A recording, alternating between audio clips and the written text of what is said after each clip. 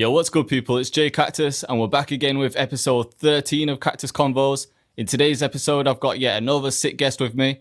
This guy's produced for some of the biggest names in the UK, some grime legends such as P Money, JME, Wiley Jammer, and many, many more. He goes by Audio Slugs. What's good, my bro? What are you saying, bro? Yeah, I'm all good, man. I'm all good. I appreciate you coming on, man, because from speaking with you recently, it seems like you're juggling a lot right now. Like, for a start, you're working a 9 to 5, right? Yeah. So but 9 to 5, quote unquote, because I work 7 till 3:30. Yeah. Well, still like a full-time job plus making, how many beats did you just say you made today? Fucking done 12 today. 12 beats today. To be fair though, I've been off work today. All right, okay. That makes sense then. But even still, man, like working full-time, I know you make a lot of beats and then juggling everything else as well, like posting constantly on social media. You're starting to getting into like editing, doing like mixing, everything. So talk to me about how you even manage your time. Like, what does a normal day look like for you? Like, how you separating everything? Do you know what? I do as much as physically possible. Because, I mean, we've had this conversation like 4,000 times, but I'm a huge advocate for quantity over quality. And I believe, like, it's how I got ever into the position that I currently am, if that is even a position that people want. But, it's a position I wanted at a certain point. So, I got there because I literally just produced as much as physically possible. Like I'm outside of London, so nobody knew me or my name or anything. So the only way I was going to get noticed by anybody was literally just producing as many beats as physically possible. So that's how I look at it every day. Like, for instance, like a specific day would be, I wake up at 6 a.m, I go to work, I do my full day of work, but obviously I go on my phone as much as physically possible as I can when I'm at work. Do all my social stuff that I need to do, keep up with whatever I need to do, watch YouTube tutorials or podcasts or whatever. And then I come home, and as soon as I'm at home, it's essentially like starting another shift. Because I get home, I drop my bag, I get changed and whatnot. I sit in the studio for 5 hours, produce. Then I go have dinner, and obviously I'm married as well, so I sit down with my wife for an hour, and then when we get upstairs into bed, I've got another laptop, which is more portable, obviously. And then I sit there and I produce again, or I do whatever I need to in the evening, whether it be uploading to YouTube or doing beat stars. At the moment, I'm trying to start my beat stars, so doing that, or editing, because obviously I've just got into the editing side of things. So I basically work 8 hours, and then I come home and I work another 8 hours, and then I go to bed about 11 or 12 whenever I can, like, shut my laptop and start all over again. Right, sounds mad. And what, just giving your wife 1 hour out of the day? Is she not giving you shit about that? Or is it just got to a point where, you know what, you've spent so much time together, so... You know what, we've been together, So I'm 28. Jesus Christ, I have to think about that because I'm getting old. But I'm 28, so, we've been together for 11 years now. 11 years, I think we've been together, 10 years. Jeez. And so since we've been together, I've always been doing music. And so therefore, it's not like... don't get me wrong, like, obviously music takes up a lot of time, so there's certain times where, like, obviously I have to prioritize her over music or things, but that's not down to her, that's down to, like, my decision. Do you know what I mean? So, like, and she's always, like, fully accepting, and to be honest with you, I'm more motivational than anybody else is to me to do music. Do you know what I mean? So she'll literally tell me, like, you need to produce, or you need to be in the studio doing this, and you need to concentrate on you and whatnot. Do you know what I mean? So that's good that you have that, because I imagine a lot of people would be like, you're not spending any time with me, like, put down your laptop, we need to do something, you know what I mean?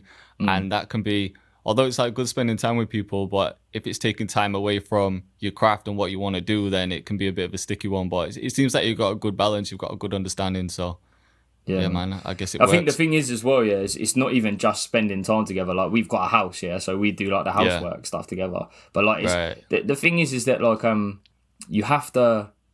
I think you have to find a good balance, but at the same time, you have to take time away from producing too. You can't sit in front of don't get me wrong, I've done it. I've sat in front of a laptop for 12 hours and produced and or 24 hours at sometimes, you know what I mean, when I was in uni and things like that. But it ain't good for you. So, like, if you sit there for if you think in your head, like, I'll sit down for a consolidated or a concentrated 5 hours where I'm going to do everything I need to do today, then you've got the rest of the day. Do you know what I mean? Like if it's a Saturday, for instance, I'll wake up sometimes at 6-7 o'clock on a Saturday still, do my 5 hours, and it's only lunch. Do you know what I mean? It's 12. It's midday. So like, and then we can do stuff for the rest of the day, whether it be housework, whether it be having a couple of drinks with some of our friends or whatever. Do you know what I mean? Like it's standard.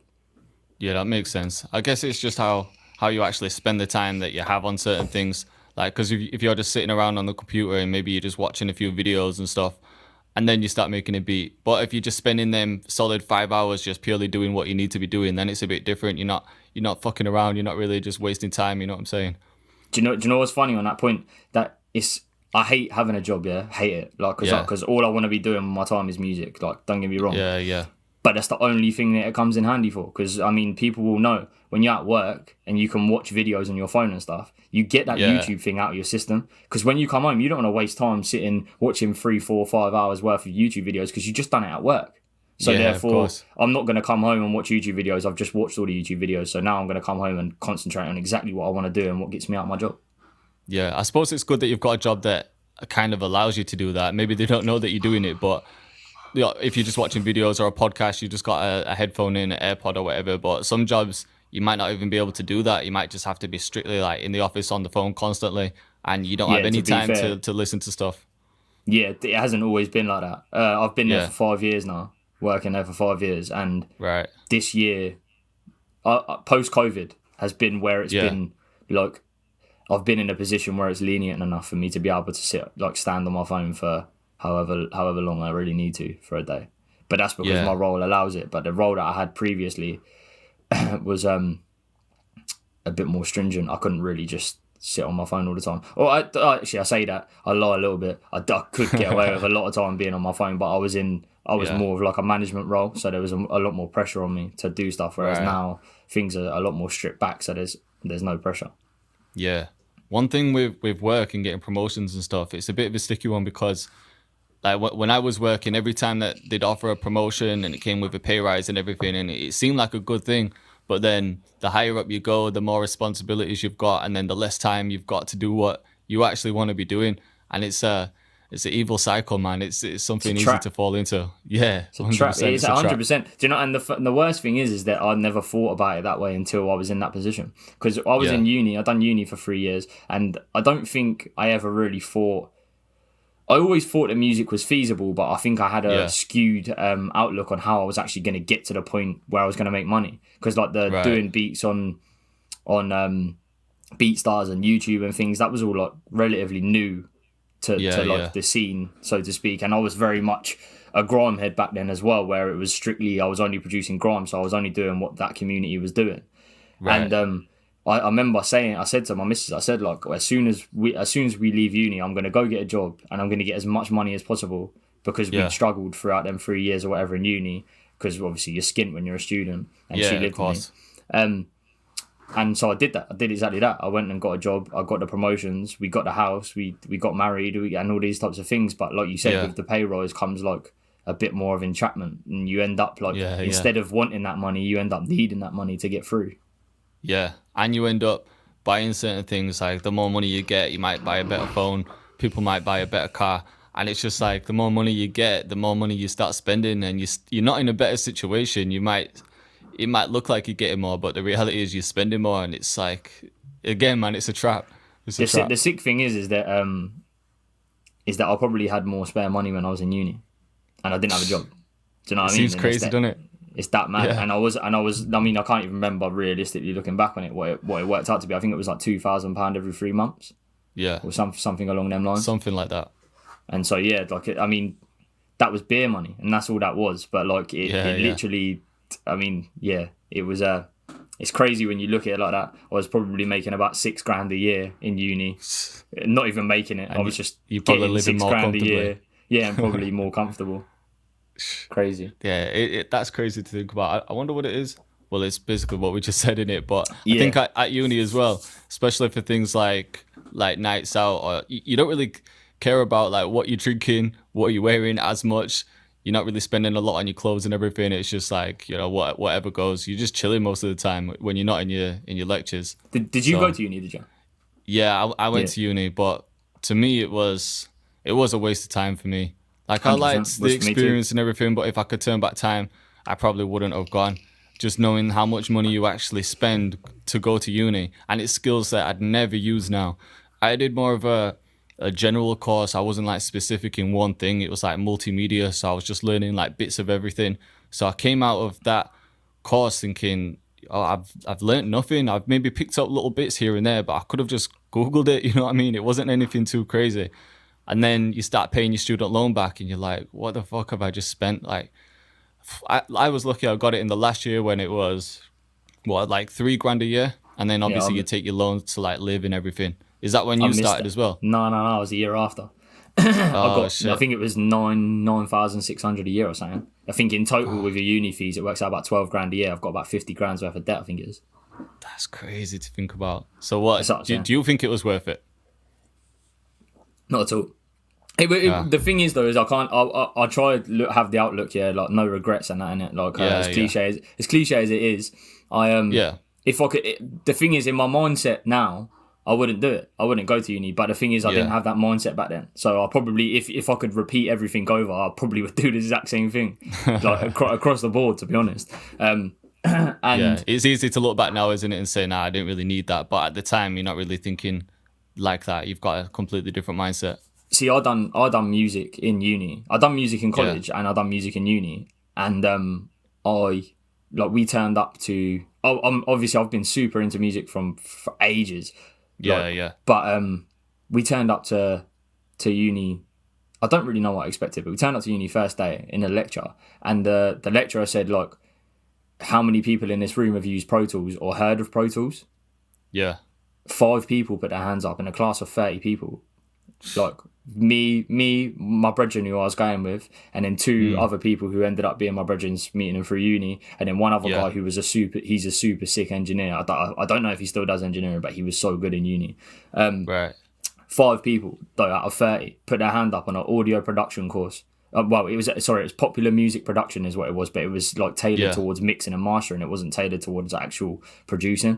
And 5 people put their hands up. It was just a load of people who couldn't make it onto the performance course who went onto that course, and it as soon as that happened, my whole mindset on uni changed literally that first day. And I graduated with 13% attendance, and I think it's 1%. I think that's 1% over what the minimum is, otherwise I would have got a fail. I was kind of similar, to be fair. I don't think it was like that bad, but my mindset kind of changed as well. I think I went to uni because everyone just says that's the thing to do, especially parents and teachers. They want you in that cycle where you just need to have security and be comfortable, and you go to school, go to college, go to uni, get a job, and then that's it. So that's why I followed that path. But when I was in uni and going to them lessons and not really learning shit, and it wasn't really anything that I was interested in or anything that I wanted to do after uni, I was just like, why am I doing this? But I thought, because I've started, I didn't want to drop out. I might as well just get the degree, so I've got it there. So I think I just about passed. I didn't get any like 2-1s or anything. I just got the degree, so that was it. I don't even think I've got my grade on my CV. Like I think I just put that I went to university. I don't think I got a 2-1, but I don't think I actually even put the grade. I think I just put the name of the university and the course that I done, and that's it. Like, and that's how useless it is. And that piece of paper is worth nothing now. Even if you want to actually work a normal job. Like, even if you want to work, that piece of paper is worth nothing. Everyone asks for videos now. Everybody wants a video CV, or they want to see that you've done X, Y, and Z outside of your like social life. Do you know what I mean? They don't care. Do you know what I mean? They don't care. No one cares. It's more about experience, isn't it? Whenever someone's applying for a job, they always want to know where you've worked before, what kind of experience you've got, why you'd fit that role.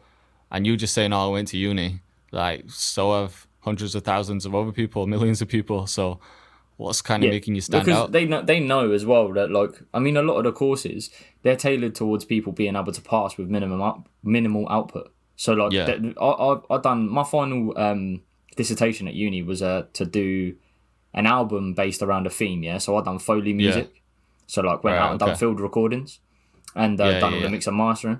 Do you know the worst thing? I done the field recordings, I done all the mix and mastering for it, and the last track I couldn't think of what to do, so I downloaded a sound pack with the Foley, with literally a Foley mix and mastering. Didn't even go out and record it. Downloaded it for the last track, and literally I passed. and that last track wasn't even an original, and I passed. And I went to one tutorial meeting about it, and there was no real guidance. You just kind of get on and do it. And the thing is, I passed, and I couldn't even tell you how.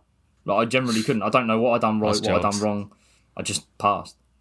Yeah, they just want your money. As long as you're paying them, then you exactly. can fly it's through exactly that. Shit. It is exactly that. Yeah. I remember I think it was my second year, I met, do you know Bazza, Prince Bazza, the producer? Yeah. But I remember Bazza. He's done a lot of grime stuff back in the day now. Yeah, loads of grime stuff. He's produced for like AJ Tracy, like Wiley, Chipmunk, everyone. I met him in uni.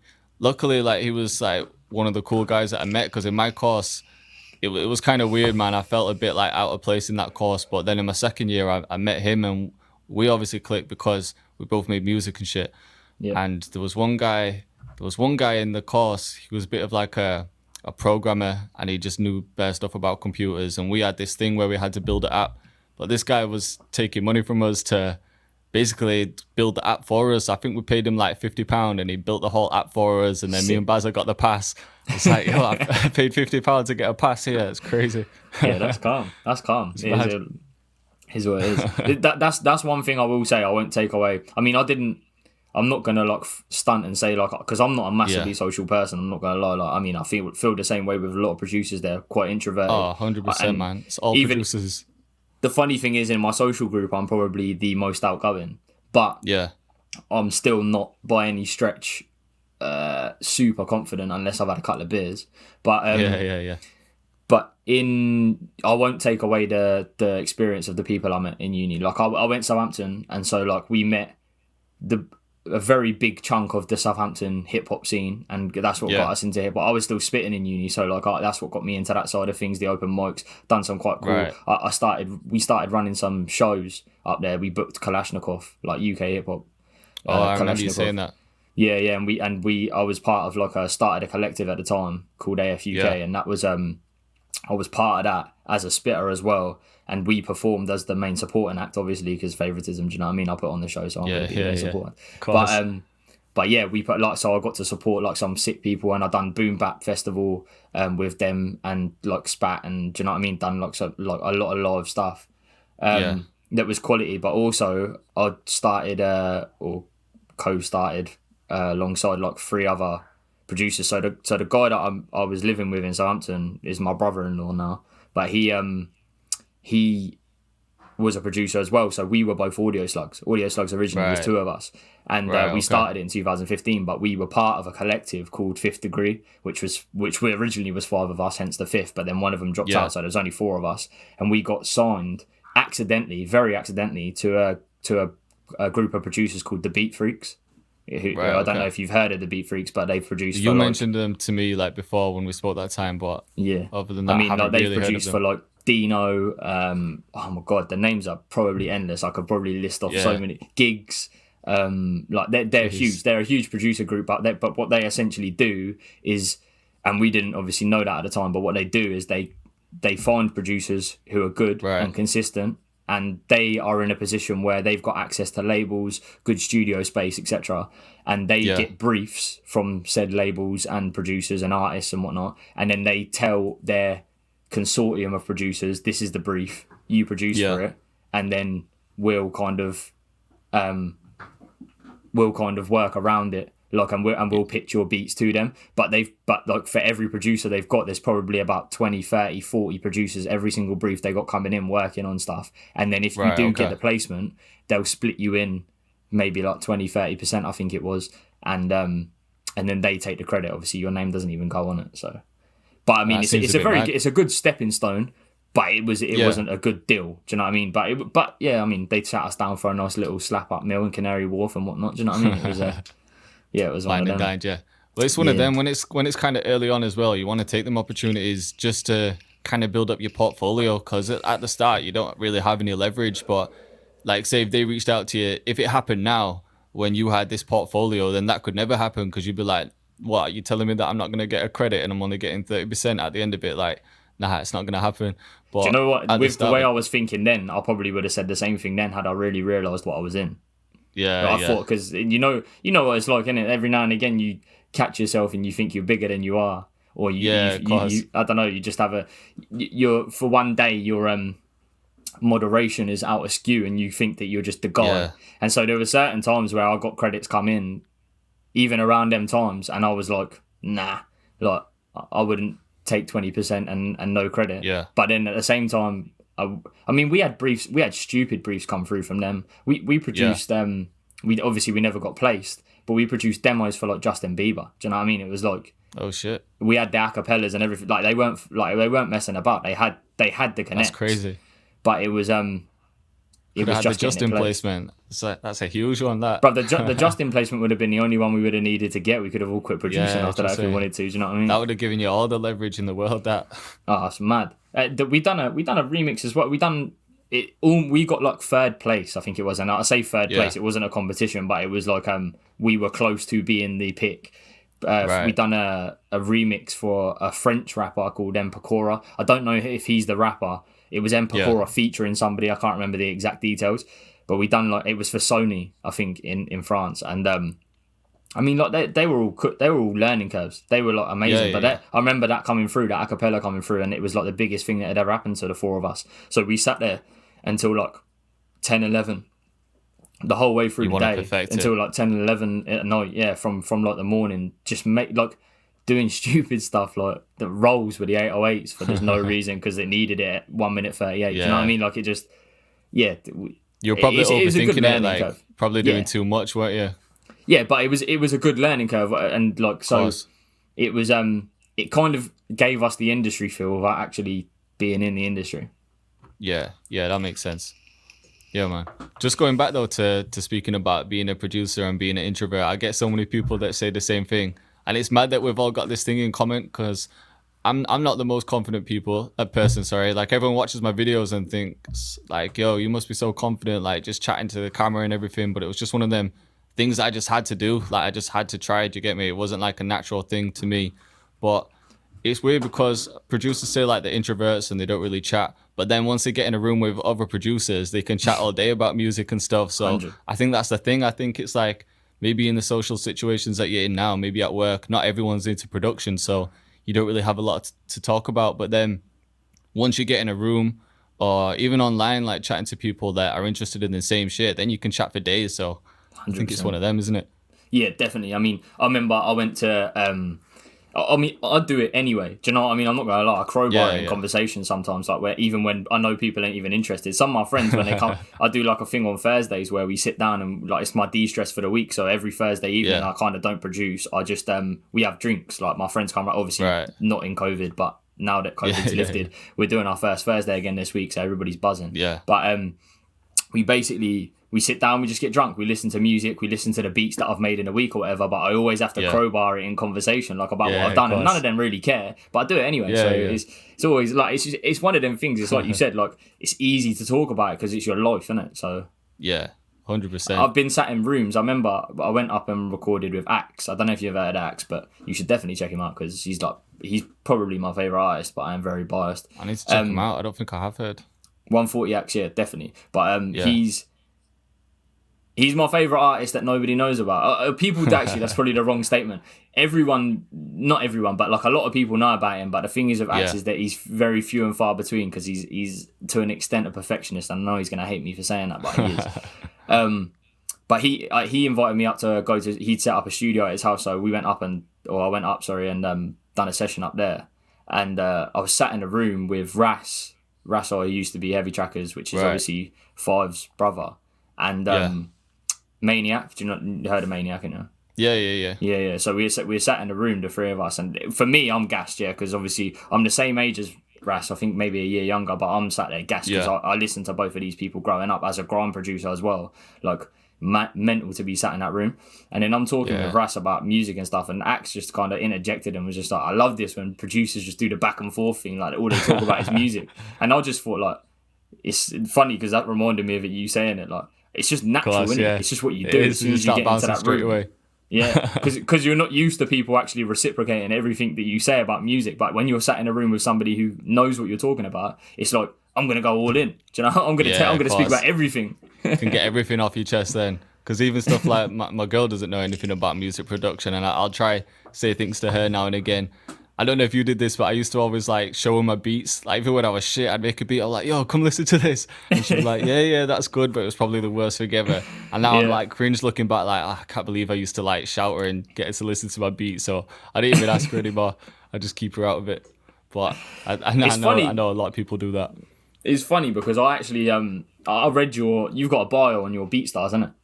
Yeah. Your about page and whatnot, and I read your about page and your come up is, and even to now, when obviously now I've had actual conversations with you and whatnot, like your come up and the way that you got into music and the way that you do music now and your like mindset on music now is very, very similar to me. Like the whole thing as well, like from the going to uni to getting stuck into a job. The only differences between us is that when you got into the position of like obviously maybe getting a house, not getting a house, whatever, you decided to go this way and I went that way, and that's where we kind of. But I mean, we're even similar age as well, so it's crazy that it's very it's symmetrical. It's mad, yeah. Every time we spoke with, there has been like a lot of similarities. I think a lot of producers in general have similar stories. A lot of producers start off as rappers, which we both did. And then at some point they start producing to make beats for themselves, and then they fall in love with the producing side, and then they end up going down that way. So it's kind of crazy. I think that bit is definitely like people always say that like they're the rapper thing first, but I think that's where I was kind of shocked with you. Like not a lot of people I can say ended up doing the job and then ended up hating a job, and then they because you can, if I said to you like the way that I feel about my job, for instance, like you would understand it, whereas a lot of people would be like, "What you talk like? Nah, you just quit your job, bro." Do you know what I mean? Whereas you kind of like understand from that standpoint that at a certain point you need a job. Do you know what I mean? Like just because you get yourself into that position, whereas other people haven't got themselves into that position, so therefore they don't understand when I say I've got a job. They're just like, "Bro, just leave the job." It's not that simple. That's what I'm saying. That simple. And then even the university thing as well, like you going to university is another thing. When I tell people I went to university, they're like, "Bro, why? Why'd you go to university?" I was like, "Well, because I went to university." Like it was just the path. It's just the decision at the time, isn't it? I think for people our age as well, like at the time, there wasn't no people like Gary Vee. There wasn't a lot of content out there telling you like what you could do. So at the time, we were only listening to our parents and our teachers, and they were the ones saying to go to uni and do that follow that process. But now, because there's so much information out there's podcasts, there's YouTube videos, tutorials, like motivational speakers. You've got everyone at you like telling you what you could do. Now the younger generation are probably listening to them people and being like, you know what, he's making more sense than my school teachers, so let me listen to this guy. So I don't know. I think that probably plays like a big part of it, where I think like more people now are kind of seeing, or the younger people anyway, are kind of seeing that there's different paths rather than the traditional routes, if you get me. Yeah, because I done that. Like I done the exact same thing. Come out of school, because I started doing music. I don't even know what age I actually properly started doing music, but I think it was. Yeah, where did 50. It all start for you? I usually start the podcast and be like, "Yo, so tell me how you got into music and everything." But we kind of skimmed past that. But whilst we're on the topic, you might as well kind of explain the full come up story. I think it must have been around 15. I think it must have been. I mean, I was into music. I got into grime super heavy when I was like 12. Yeah. Like, just super heavy around like times when like Kidotted came out and that. Do you know what I mean? It was like big deal. I knew people, like I had cousins who lived in London and stuff, so it was like in and around that type of environment. So it was. What do you think was the first big grime tune? Because I remember being that young as well and grime just popping off, and I can't remember what song did it. I remember Lethal Bizzle Power at one point.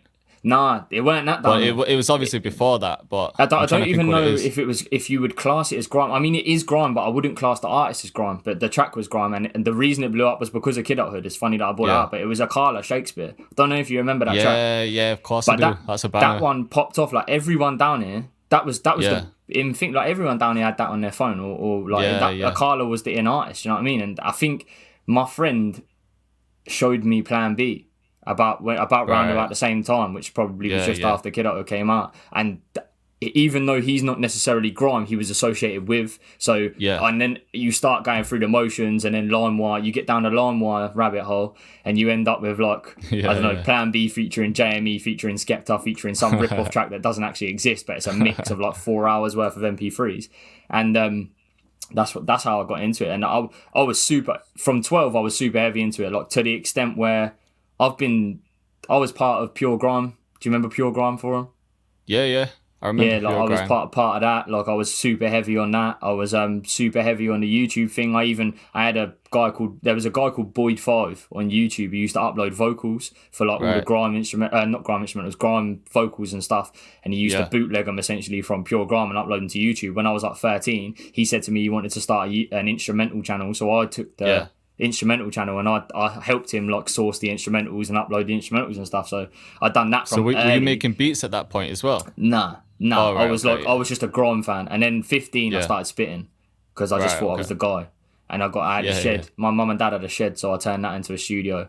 And then I say a studio, it was like a curtain, just USB mic, and that's it. Yeah. It wasn't even that. I had Phantom Power. That was what I run my thing through Phantom Power. That was it. Oh, see. So it was an XLR. So at least I know about the XLRs early. Yeah. Bro, I started off when I first started spitting. I was literally using a pound shot mic. No lie, I had this 1 pound shot mic, that was just plugging in.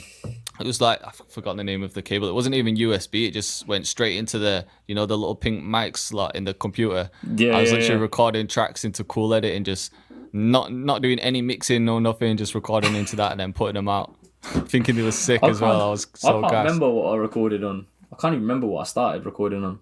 Yeah.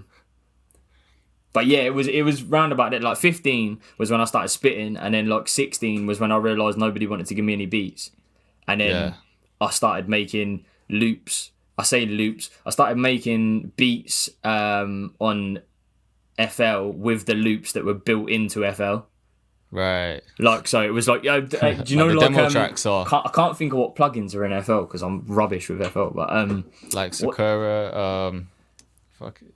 Flex. Yeah, name some of the preset ones. Flex is a newer one. Oh, man, I'm trying to think. What was it called, man? Citrus was a good one actually because it had Oriental type sounds. Yeah, like, it had like your Kotos and they weren't good quality, but they were in there. Yeah. No, there was one in there. I can't remember what it was called, but there was one in there where you literally it had like arpeggiators, like just like a list of arpeggiators, and you press one key and it will just play it through. I think it was like Black and Yellow as well. That originally back then the actual plugin. I'll have to check after this and see if it's still about. But... so what? You literally press one key. The one key. Yeah, one key, and it would give me the ARP, and then after I got the ARP, I would like find some drum loop from wherever I could grab one, and it would be like the pots and pans drum loop that just kind of goes yeah something like that. It would just chuck that on top of it and then try and spit on it. That was pretty much my process then, and that was probably for a good few years. I didn't really go back to the producing thing because I was like just not good at it, and then or like I touched on it, but like I knew that I wasn't really that good at it, and rapping was still like the main forefront. And then went to college. I went to college and done sports originally. Then I dropped out because I didn't want to do sports anymore. I wanted to do music. Went to a different college, done music.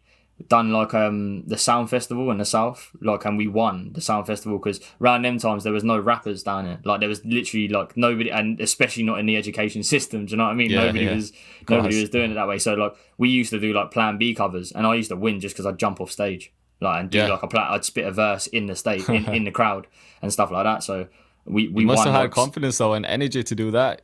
I did, I definitely did. When I was spitting, I think it wasn't even confidence; it was just like sheer. It's adrenaline, probably, isn't it? Because you're just like and panic that if I mess up, I know how I'm gonna look. So I didn't. I literally, my first ever gig that I performed, I messed up, and I remember feeling like a donut afterwards. So I was just like, I never wanted to do it again. So then when we done the Solent Sound, we done a Solent Sound Festival, which was for Southampton Solent, which is the uni I ended up going to.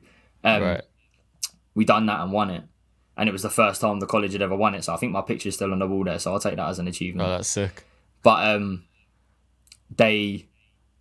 was just proper into rapping, man. I was super into rapping until the last year of college, and then there was a guy in the year above me who was like, a dubstep came up around them times, and Reason they had Reason at college, and the guy I just remember watching. He made like you remember like the 8th triplet kind of wobble basses that you make on you can make on Reason, like I remember watching him make one of them and just being super interested in it. So I went home, I got cracked Reason, got it on my computer, and then like just used it for about 3-4 weeks non-stop. Didn't even rap. I was just making beats on Reason, And then I just got so comfortable with it. Like I loved it way more than I loved rapping. So it kind of, but I was still doing rapping. So like it kind of became part of my process for rapping. And then right, okay. And then when I got to uni, I was still spitting as well. If I'm honest, I was still spitting until I think I was still spitting in the third year of uni. But I was taking Audio Slugs a lot more serious then. So we started Audio Slugs in the last year, about 9 months before I finished uni. And when we started Audio Slugs, it was kind of like, this is it. This is me now. Like, I want to do this. Yeah. I don't care about the rapping thing. I want to do this. I released one tape, I think, when I was spitting. I made about 14,000 tapes, but I only ever released the one under... my artist name was Frankie Blue, if anybody wants to draw me out. Have you still got videos on YouTube? On the Frankie Blue? Yeah, they're still all there. Yeah. I had about 17 artist names, but I'm not gonna bait myself up that badly. Not back then. But Frankie Blue stuff was me and probably the place that I was ever gonna get to, like only ever gonna get to. So yeah, that was I'd done like a JDZ. Was it just grime as well? Were you just spitting over grime beats? Really? No, I was super into the hip hop thing as well. So like I done hip hop and grime. I done a JDZ Media at NAS Festival. Then I need to watch some of your videos. I think I was meaning to do it last time we spoke, and I couldn't remember the name that you said, but I've got it recorded now, so there's no chance of forgetting. Yeah, I done a JDZ Media, and I was smashed at my face, and I shouldn't have done it. Like I really shouldn't have done it, but I done it. And so I like spit off time, and I think it was about a minute long because I forgot my bars. But I done it anyway, and then I've done a few things, and I quite enjoyed it. I don't know if because you were quite heavy into the hip hop thing, innit? Like the spitting. Yeah, as well. I was always like. I spat over like grime like early on when I was like young, like 14, maybe 15 or whatever. But yeah, I always listen to more like US stuff, like boom bap. Like I grew up on like Nas, Mobb Deep, Wu-Tang, that kind of shit. So they were always the beats that I wanted to spit to, like Ninth Wonder, DJ Premier, all them kind of beats. So that was my vibe. Did you ever hear Tenchu from Southampton? Yeah. Yeah, that's Tenchu who I used with to. 2 O's. Yeah, that's who I used to run with when I was in Southampton. He used to record at mine. I think I'd done the majority of his album. We lost the recording files, and me and him don't speak anymore. But that's it was. Mad. I actually rate Tenchu as well. He's got bars. Yeah, that's who I used to like. We used to do a lot of stuff with him. He wasn't part of the collective, but he used to be in and around us a lot. And then he was a sick person to be around. I went and done boom bap with him. And so yeah, that was cool. Like all that's what I mean. Like all this spitting stuff. If I could go back, I don't think I'd change any of it. Like I'd still do it because it was good experience, and I learned a lot more about the industry and the way people work than I have being a producer. Like I learn a lot being a producer all the time because the goalposts are always moving. But being a rapper, from like you understand the mindset of your client if you are a rapper first of all. So like that's it. Yeah. That's kind of how I look at it. It helps with beats as well because you kind of know what space you need, because in your head you're probably spitting as you're making a beat. That's what I do sometimes anyway. I'll just like imagine bars like over the beat like I was spitting, and then maybe that helps with the drum pattern or helps me like just create space for myself, but even though it's not myself getting on it. So I think that definitely helps, because that's one thing that producers struggle with, I find anyway, because they don't have any experience with working with rappers or rapping themselves. They don't really know what their customer wants or what their potential customer wants. So it's like they're just putting sounds on top of each other and not really knowing what's about to happen. I think that's that misconception. You know, like everybody always says like you have to leave space for the rapper. Yeah. So like I feel like that goes two ways. Like producers either overlay our stuff and they do way too much in a beat, or they do way too little because they've heard somebody say you have to leave space for the rapper. And the thing is that like it still needs to sound like a good beat for someone to want to rap on it. That doesn't necessarily mean that you don't do anything, but like, I think certain people take it like, I've left space for the rapper, but bruv, you're supposed to do more than just like kicks and a bass. You know what I mean? Like, that don't make no sense. But you see what I'm saying? Like, there is a fine line, definitely. Yeah. But yeah, like what you said, I think if you're coming from a place where you know what you would have spat on when you were MCing or whatever, then you can kind of work from that guideline. In regards to the original question that you said, because as with what I do most of the time, I just talk too much and then end up straying completely off topic. But that's cool, man. That's what podcasts are for. Yeah, man. Essentially, I done I got into grime super early when I was like 12. I done rapping from 15 till I was about 23. probably Yeah. 22. I don't know. I left uni a year later than everybody else does because obviously I dropped out of my first college, went to a second college. Right. So it's 22 or 23, I think. And then I think it must be 23 actually. And then I got my first big placement when literally about 2 months after I moved back to. I'm from Gosport, so which is near Portsmouth. Literally, as soon as I moved back to Gosport, I got my first big placement about 2 months after, which was with. Who was it? The first big one? one? I think it was Hardy Caprio was my first one. Was that your first one? Yeah. Yeah, I think that it wasn't my first ever credit, but it was my first one that done numbers and things. Right. I mean, beforehand I'd produced for countless people. To be honest with you, I'm probably spacing out. I've probably done a lot more before that. They're probably worth mentioning, but I can't really think back before it. But Hardy was the first one, and then about. Yeah, I done. But I say, to be honest with you though, I kind of half count as a placement because I get a lot of stick for this year.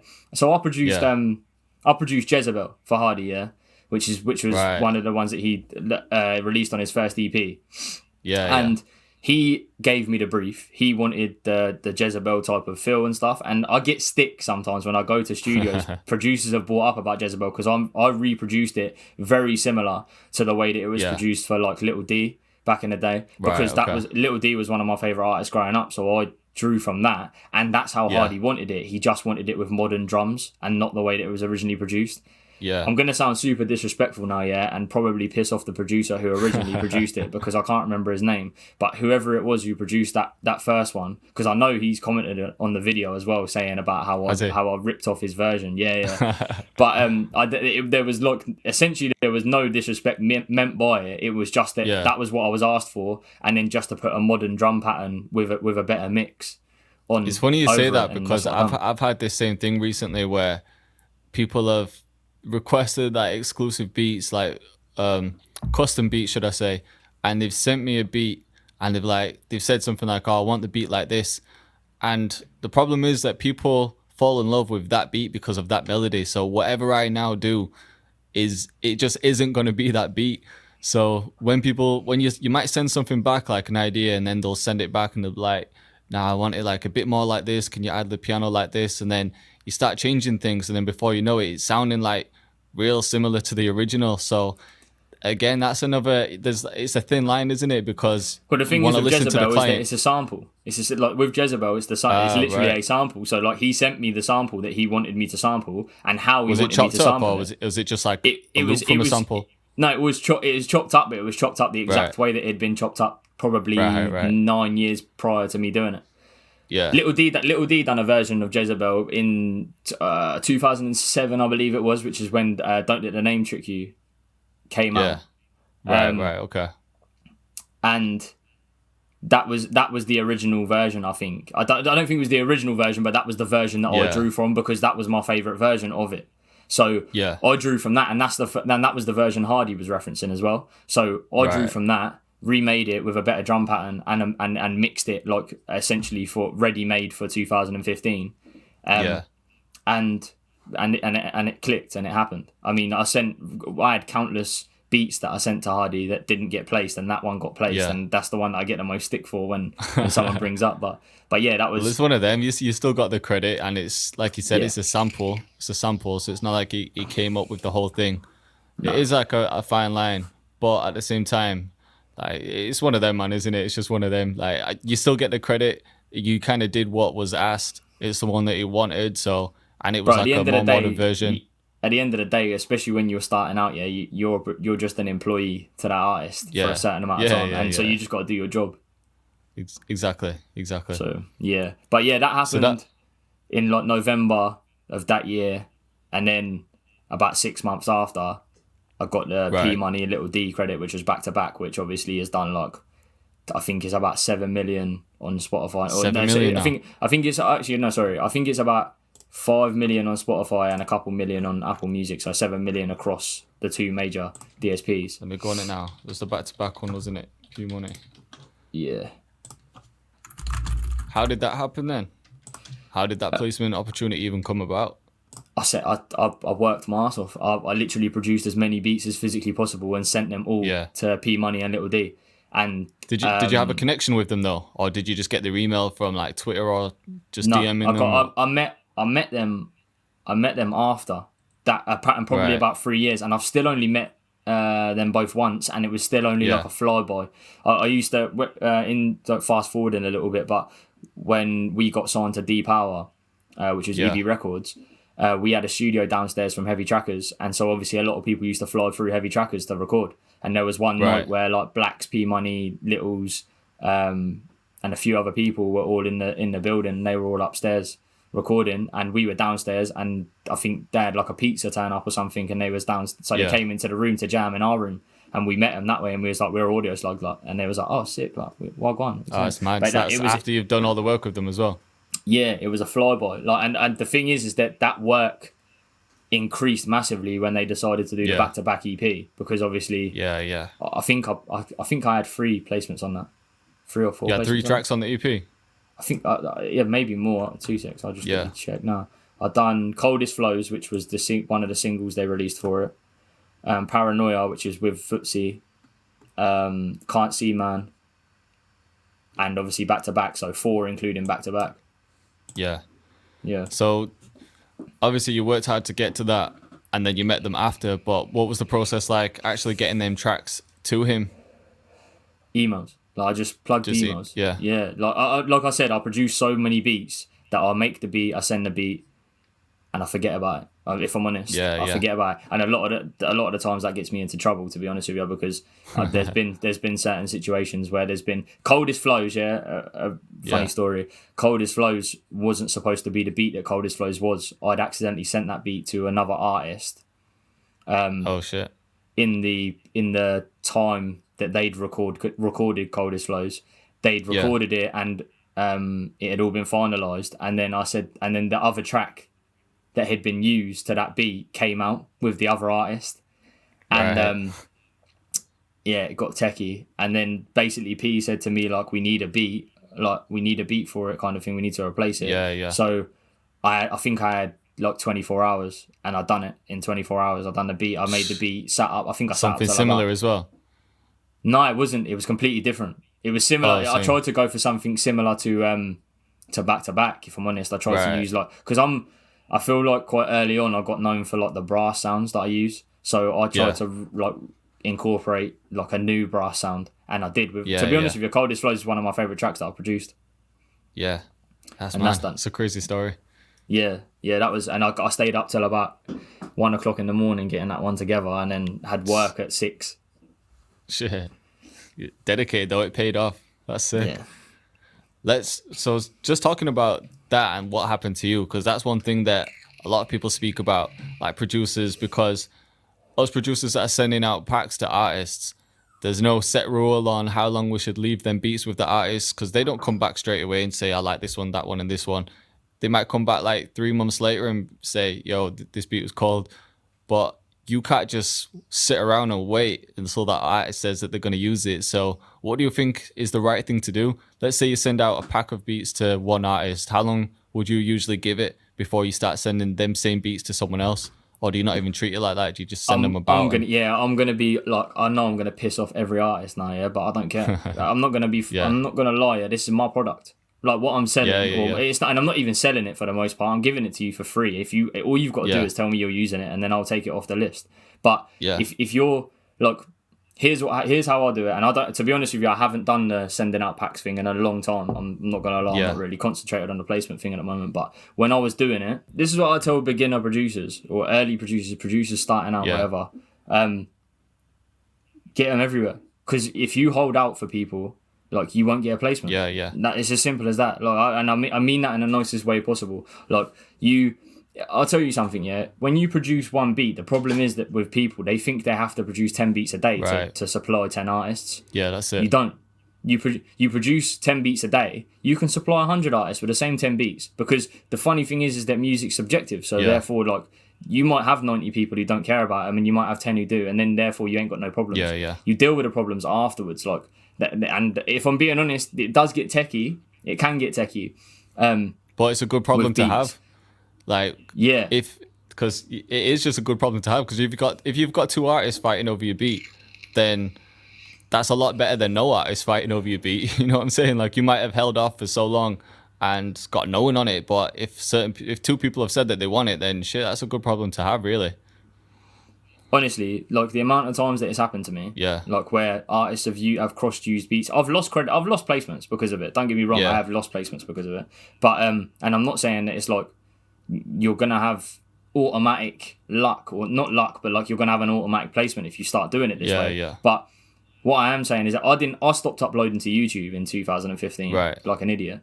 But so therefore, like you couldn't find my beats anywhere else. Yeah. So you got them through packs, and so I'm going to maximize the use that beat has. Yeah. So honestly, my beat numbers are ridiculous. They're through the roof. I don't even send all of my beats out, but I was in a point where I was sending out packs to like 40 artists every single night for a month. Yeah. And I would get.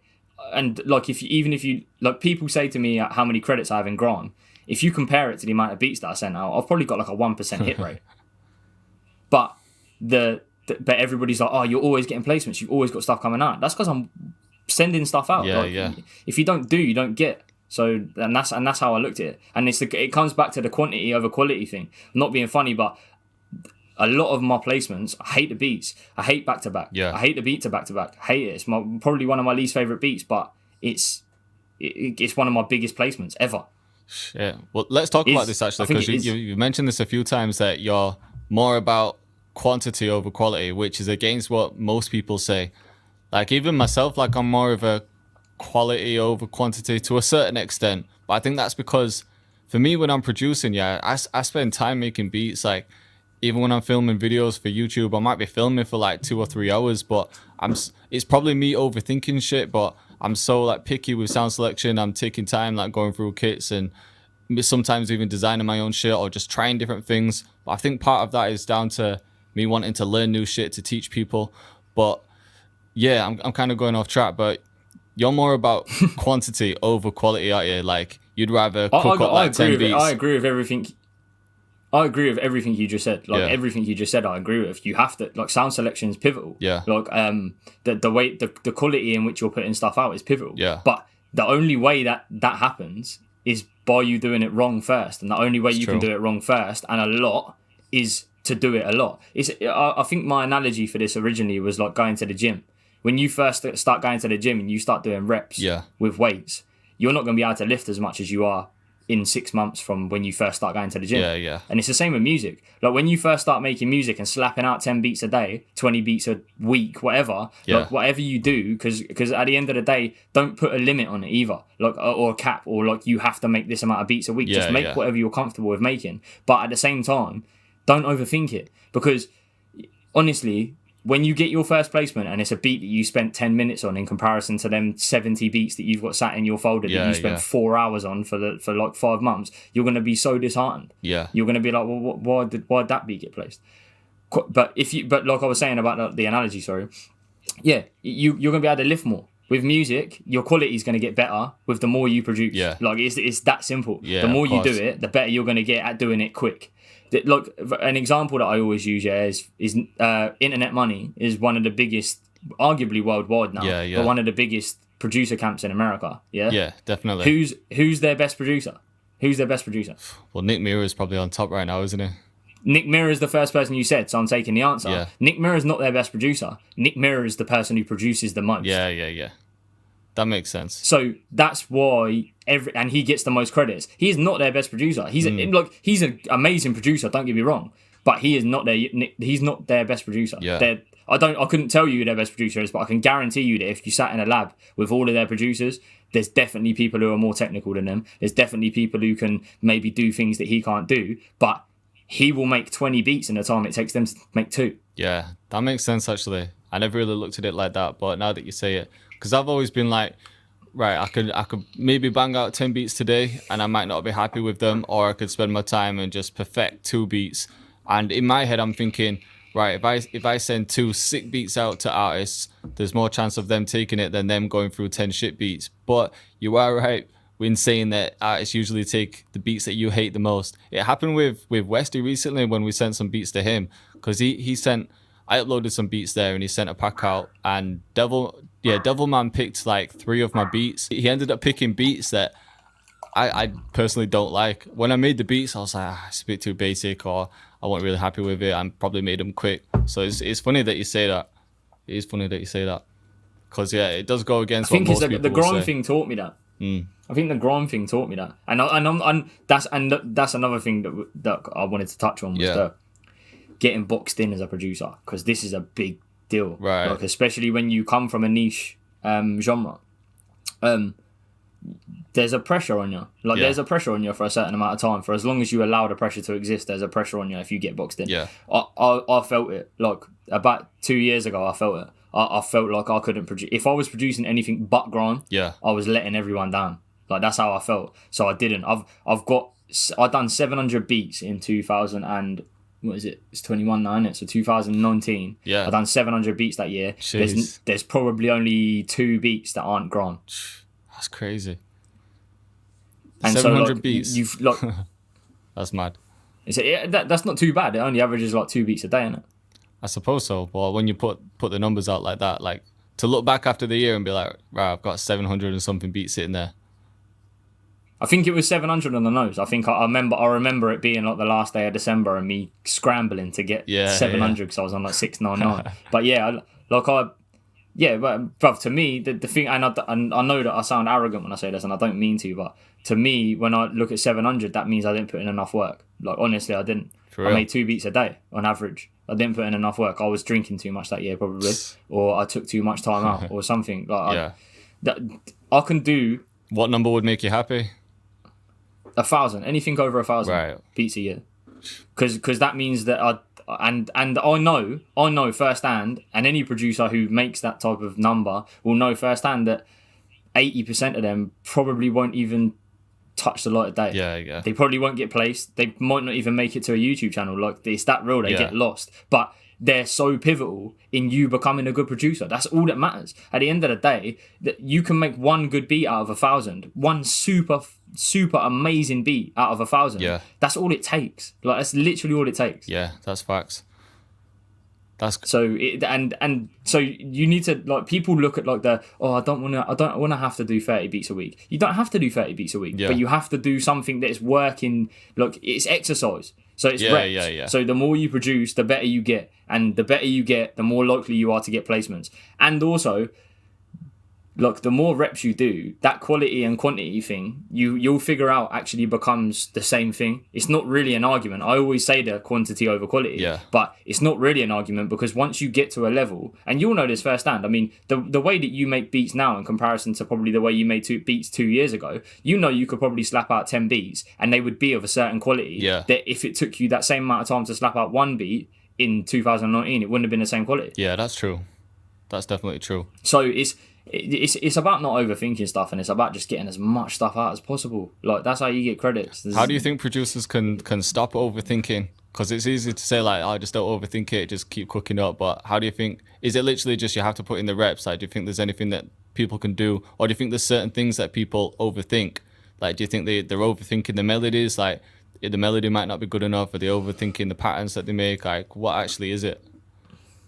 I think it's the power that you give to other people. I think that's what people overthink. Because the only reason you think a beat's bad, is because you're thinking about somebody specific. You're thinking about an artist that it should go to, or a label, or a manager, or an A&R, or a da-da-da-da, or you're trying to produce like this person, or this person, or this person. Like, the reason that you overthink, like, that what you're overthinking is actually external. Like, you're not overthinking it from your standpoint, because you probably think it's a good beat. And I've been there as well. I'm not gonna lie, I've made beats like back in the day, acoustic guitar beats. I used to love doing acoustic guitar beats, especially if I found a good plugin that had a good acoustic guitar. But I was a grime producer. What the fuck am I doing with an acoustic guitar? Do you know what I mean? That ain't working. So I used to chuck them away. I used to delete them because I was like, nah, no one's gonna take this. That's rubbish. And then I got to a point where I was like, I love acoustic guitar, I'm just going to make these beats. And shit, if that would have been like last year, I think it was last year, there was a certain point where it was all about acoustic guitars, especially in America, and trap beats. The only MC, like, and this is why he's probably one of the biggest influences that I had growing up, is Dot. Yeah. Like, the only MC was Dot Rotten. He used to spit over acoustic guitar. Right. But other than and interpret it into like a grime thing. Yeah. But like no one else really done it, and so therefore, and especially in 2019, everybody wanted like. I don't know. Everybody wanted a back to back. I'm not gonna lie. Everybody did, as big headed as that sounds. Or they wanted a man don't care. Yeah. Do you know what I mean? Like we were still living off that because since drill's come up, grime's taken a back foot, and so there hasn't really been quote unquote big tracks because drill is the forefront of everything now, and so grime isn't really popping as much as it normally is. I'm not saying that grime isn't popping because everyone's gonna get onto me for saying that. I shouldn't have said that. But look, grime is grime, and it will always be grime. Yeah. But I think people need to understand that everything has its turn. It feels like with grime, it feels like grime has it popped off like years ago, and then it kind of died out a little bit, and then it popped off again, especially when you had like Stormzy and Skepta and stuff appealing to a more like commercial audience. They probably didn't. I don't even know if they intentionally did that, but it seems like when them two were like popping, like the whole world was tuned in. But then all of a sudden, drill just took over. I was trying to figure out like what happened, like why did it come and go and then come back, and then all of a sudden drill pops up. Grime is where it's supposed to be, like right now. Yeah. Like I know. I mean that like. Right, grime. I've been a grime fan since 2004 or something. I don't know. I was too young to be a grime fan, but I understand it because I was like, I've been a fan for so long. Yeah. And the thing is with grime, I think me as a grime fan, I love the underground stuff. Yeah. I used to like Spyro sets on Rinse. That's what I lived for. Yeah. Do you know what I mean?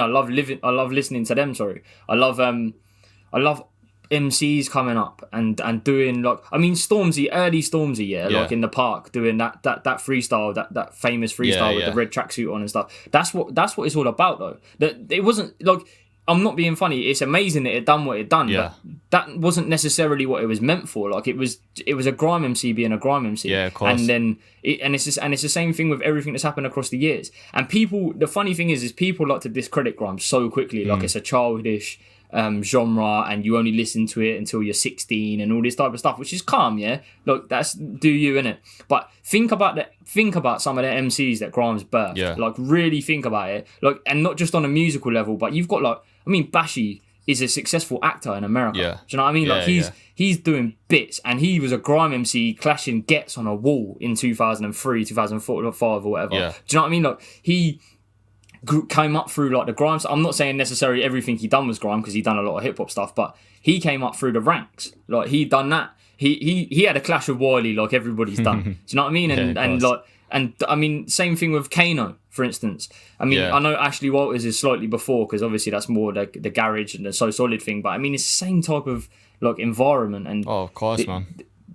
Like it almost gets pushed to the back, like because grime ain't charting at the moment, grime don't mean nothing, and that's not it. Because to true grime fans, it doesn't matter whether it's charting or not. No, it don't 100%. Matter. You'll always find a diamond in the dirt, because there'll always be a big zoo that comes up. There'll always be an AJ Tracy who started. I had a credit with AJ Tracy in 2015 that we done as Fifth Degree. Funnily enough, when we was on a Beat Freaks thing, but Beat Freaks didn't get it. It's because one of the guys who I was in the collective with knew him. We had AJ Tracy, Big Zoo, on a track, and he was like, it's through and through grime. His first EP, that Alex Moran EP, that was grime. Like AJ Tracy's arguably one of the biggest MCs in the country now, and it's not for grime, it's for doing other stuff. But he was a grime MC. He started as a grime MC. It's where he cut his teeth. Do you know what I mean? That's crazy. Grime's the training ground maybe for some people, but it's also something that if you're actually a grime fan, you'll always end up going back to it. 100%. And I think the people that are saying that shit about, oh, grime's childish, like, who are these kind of people? Like, it's probably like middle class white women that are saying it. You know what I'm saying? Or it's the people that say that kind of shit. Well, they're the kind of sheep that will be like, grime's childish. But then when grime's the relevant thing and it's popping off, they'll be like, oh yeah, I've always listened to grime, I love it. But then the same, who was I listening to now? You know the comedian Munya, who does all the skits and everything? He was talking about it on a podcast, and he put it well, because he said that exact thing. He was talking about grime and saying that, you know, everyone was saying certain things about grime, but then when it was popping off and like it was all around the world and people were loving it, that's when everyone was like, I've always listened to grime, I've always been a grime head. And the same shit happened with drill, because when drill first came out, like everyone was like, drill, like, no, that's like not for me. But now that it's reaching to a bit more of a commercial level, now everyone's like, yeah, I love drill. I always listen to drill. And it's just that same thing, and it's like people will always just fuck with what's relevant, or certain people will. People will say like they like a certain thing because it's relevant right now. But you're right. If you're a grime fan, then you'll just like grime regardless, and you won't look at it that way. Yeah, they're the same type of people who are like, when you ask them who their favorite grime artist is, they say Tony Temper. Do you know what I mean? That's the same type of people. Do you know what I mean? Exactly. But like, the thing is, yeah, and that's another thing actually. You touched on it slightly there, but people create some type of separation between grime and drill. Yeah. But at this point, and I know like there's obviously multiple sources that genres draw from. Yeah. But at this point, with the culture of drill, it's just drill was just grime in 2002. Yeah, 100%. Like, that's is really what it is. It's the new exciting thing that all the kids are into, and they're charting and they're doing. And don't get me wrong, the stakes are a lot higher now. Do you know what I mean? Like, because people are going to like Central C doing number 2 with his drill album. Like that's crazy, and like all these types of things. Like you didn't get that necessarily in 2002 with a Clash on the Roof, or do you know what I mean? A Lord of the Mics, But like it's the same energy, and people are very quick to be like, nah, grime didn't have nothing to do with that. Like this is more to do with Chicago, or this is more to do with the US, the way the US influences the genre. But I mean, people will class me or label me as a grime producer. I'm a producer, but I love making drill beats. I love it because for the musicality of it, I love it. It's just something I always different. say that for like to actually produce drill, it's just. You can get real creative with it, like everything that you can do with the 808s and the sounds and everything. It is like it's a good thing to make like for producers because of, like you said, like the technical side. Learn of it. a lot. Yeah, that's it. Definitely. I mean, I don't really necessarily go out of my way to listen to a lot of drill. I do listen to drill, and there are certain things that I like. Yeah. But like, yeah, the beats are what draw me into it, not the MCs. Yeah. I mean, I grew up, and I'm gonna sound old, and I don't mean to sound old now, but I'm probably gonna. I grew up in a generation where, and not to disrespect anybody, but where like the flow meant a lot. You being able to spit on beat and flow, like being skippy and whatnot. That was one of your like points as to whether you were a big MC or not. Oh, of course. And I mean, that's what like I mean, look at Getz. You know what I mean? Like undefeated flow champion. He's up there with Axe. But Axe is actually, when you check out Axe, just it's probably one of them ones that I've heard of, or I've heard something before, but I haven't really clocked onto who it is. But I need to look into it. If you're putting him up there with Getz, I mean, I'm missing out on something. It's the flow. Bruv, I'm saying I'm biased, bruv. I'm super biased, but his flow and the way he is, technicality was everything. Like he's everything in an artist that you want, like from these types of genres. Like just believe that. But he's but yeah, like the flow was a big thing, and I don't feel like in drill. I mean, drill is kind of infamously famous for creating bad flows, isn't it? Like, I mean, I was going to ask you, like, back on what we were saying earlier, you see, going back to the pack situation, sending out beats and whatnot. Like, how do you feel about placements? Like, how do you hold placements in their regard? Like, are they a big deal to you, or is it just like, if they come, they come, if they don't, they don't? Yeah, kind of like that. For me, like, personally, I'm more bothered about like just building my personal brand in any way I can, because to me right now it's a business. It is like my passion, but it's also my business because I don't have another job. So to me, how I spend my time is I'm focusing on building YouTube, because I know that I can get sales from drum kits, sample packs, things like that. And to me, placements just seem like, all right, yeah, they're cool. It might be good for my ego and everything and for my credibility, but at the same time, in terms of actually keeping this business going, I don't know, like, I can't, like, guarantee placements. I can't, like, just rely on that in a way, because I know how it works for labels. It can take time for you to get paid. You might only get a small percentage of the publishing and everything. So to me, I know personally that I can potentially make more money doing what I'm doing now rather than being the producer that sat there trying to get placements. But don't get me wrong, at the same time, like, I do want placements, because to me, obviously, a beat at the same time is an unfinished thing, and I do want vocals on it. And I think, if anything, placements would help my business, because I try to give advice to producers. I get a lot of people asking me questions. And if I've got more experience there with placements, then it gives me some credibility, and people might listen to me because I've got these placements, you know what I'm saying? Like I've done all of that. So it is something that I'm working on this year. Like I've got a couple that I'll tell you about like after the podcast that should be coming soon. But yeah, I think like overall, I haven't been worrying about them or spending that much time on them just because I'm so focused on the online thing. And I think there's a lot more opportunities online, selling beat leases, drum kits, sample packs, all of that side, rather than just sending packs out. You know what I'm saying?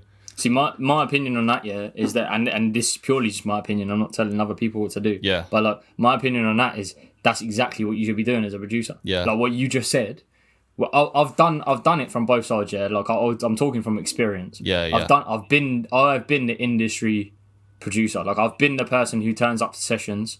I've been the person who travels for 2.5 hours on a train to end up waiting for somebody to turn up to studio so they can unlock it for you, and been in the rain and artists not turning up to sessions, and you end up recording 2 tracks and none of them come out, and you get pointless sessions and things like that.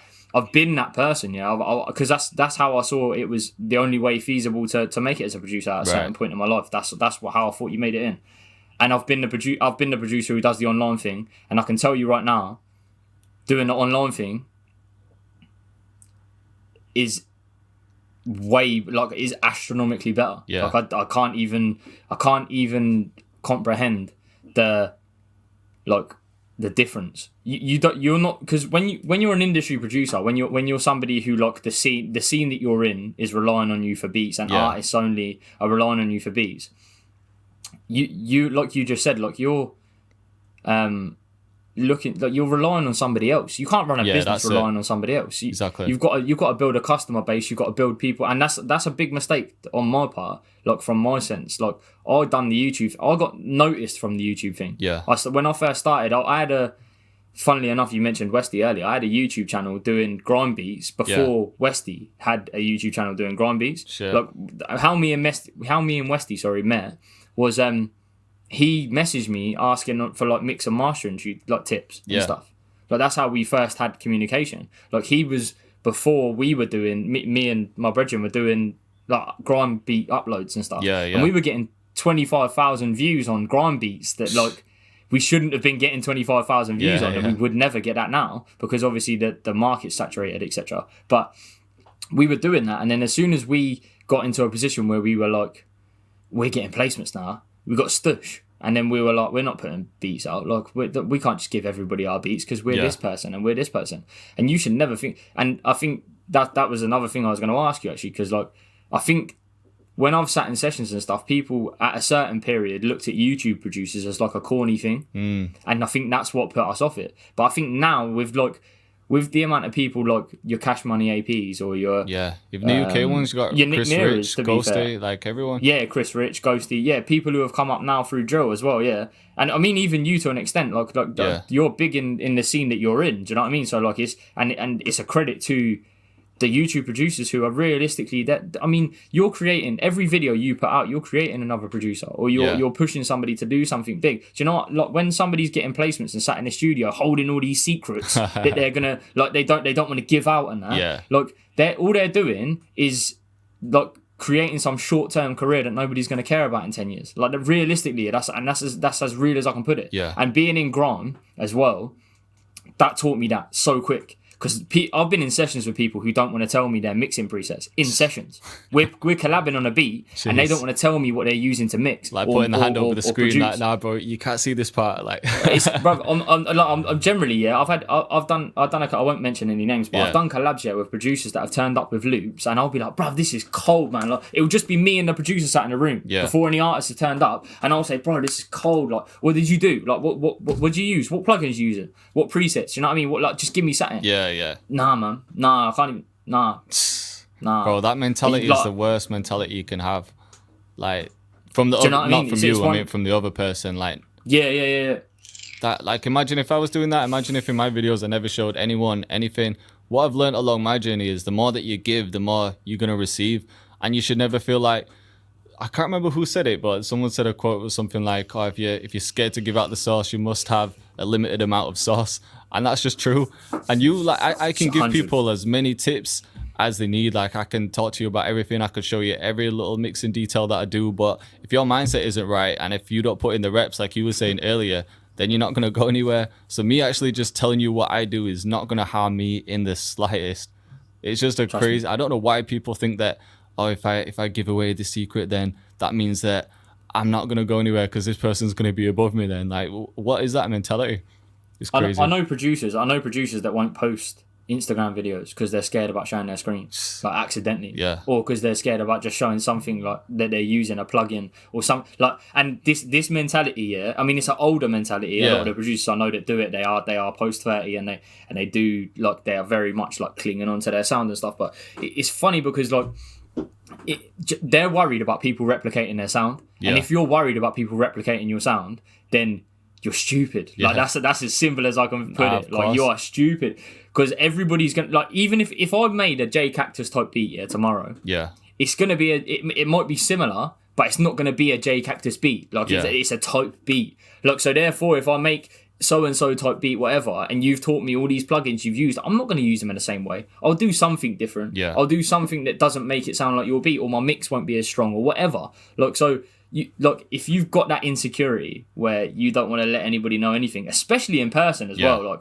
that's the worst. Like, when it's just you two like connected in a studio, it's like, come on. But there has been times. Sorry, what were you going to say? No, sorry, that's what I was saying. That was mad. This is a crazy one. That session was just a bit crazy. Yeah, I remember just being. That's what opened my eyes to it. To be honest with you, like, I just remember just being sat there, just being like, "What? Are you for real?" Like, I don't even understand the logic behind that. Yeah, I was just gonna say like that.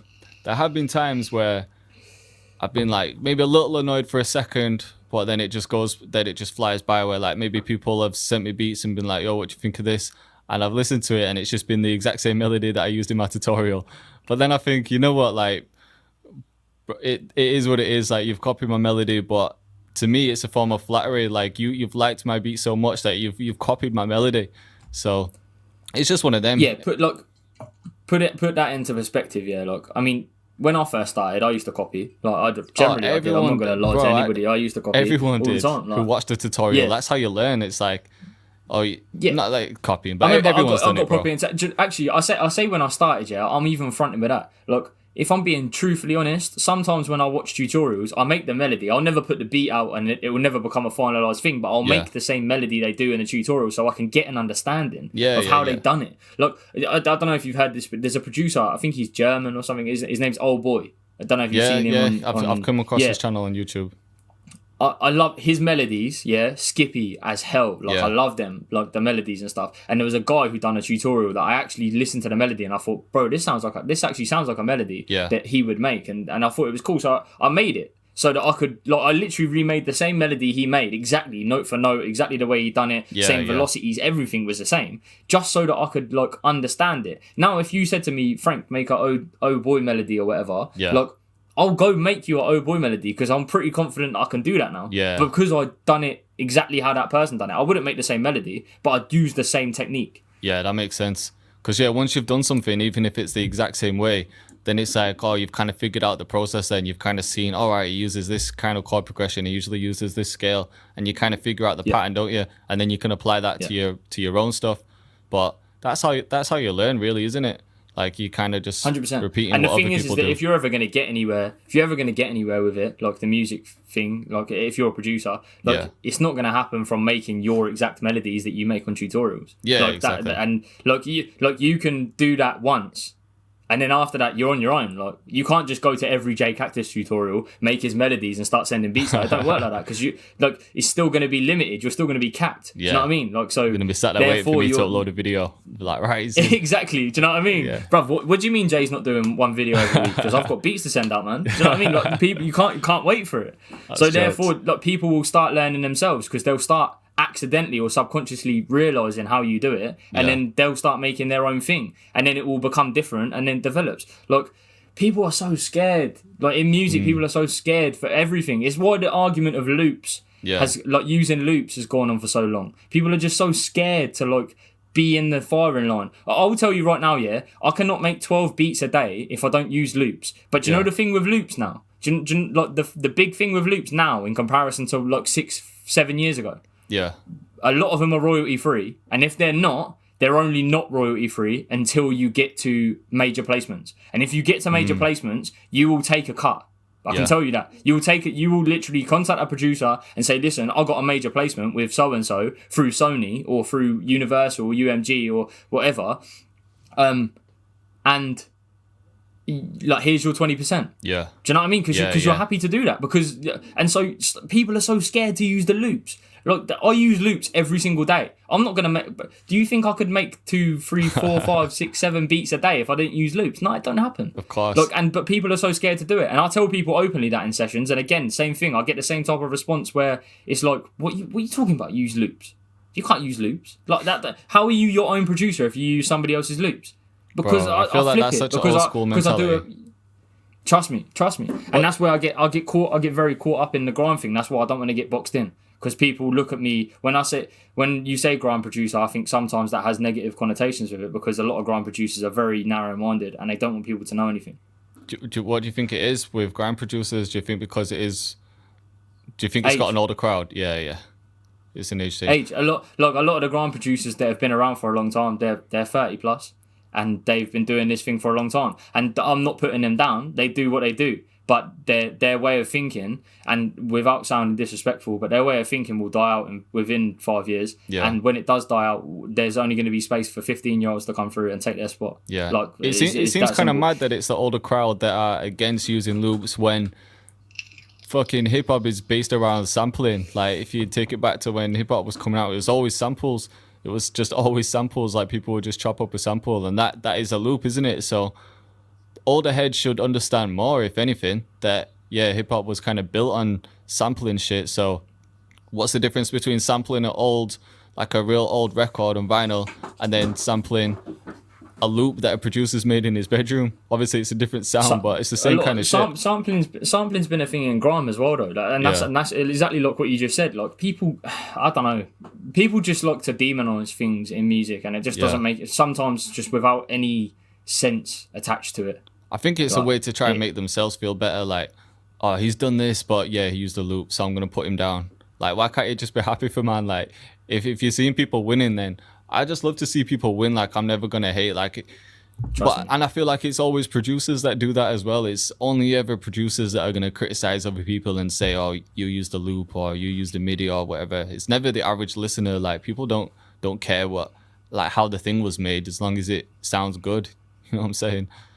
Exactly that. It's a nail on the head. This is joke. So just as we were speaking about like the tutorial thing, I got a comment from someone saying, "I want to use melody of this beat. Is legal? Is it legal?" So we just watched the tutorial. It's like, I want to use the melody. Can I legally do that?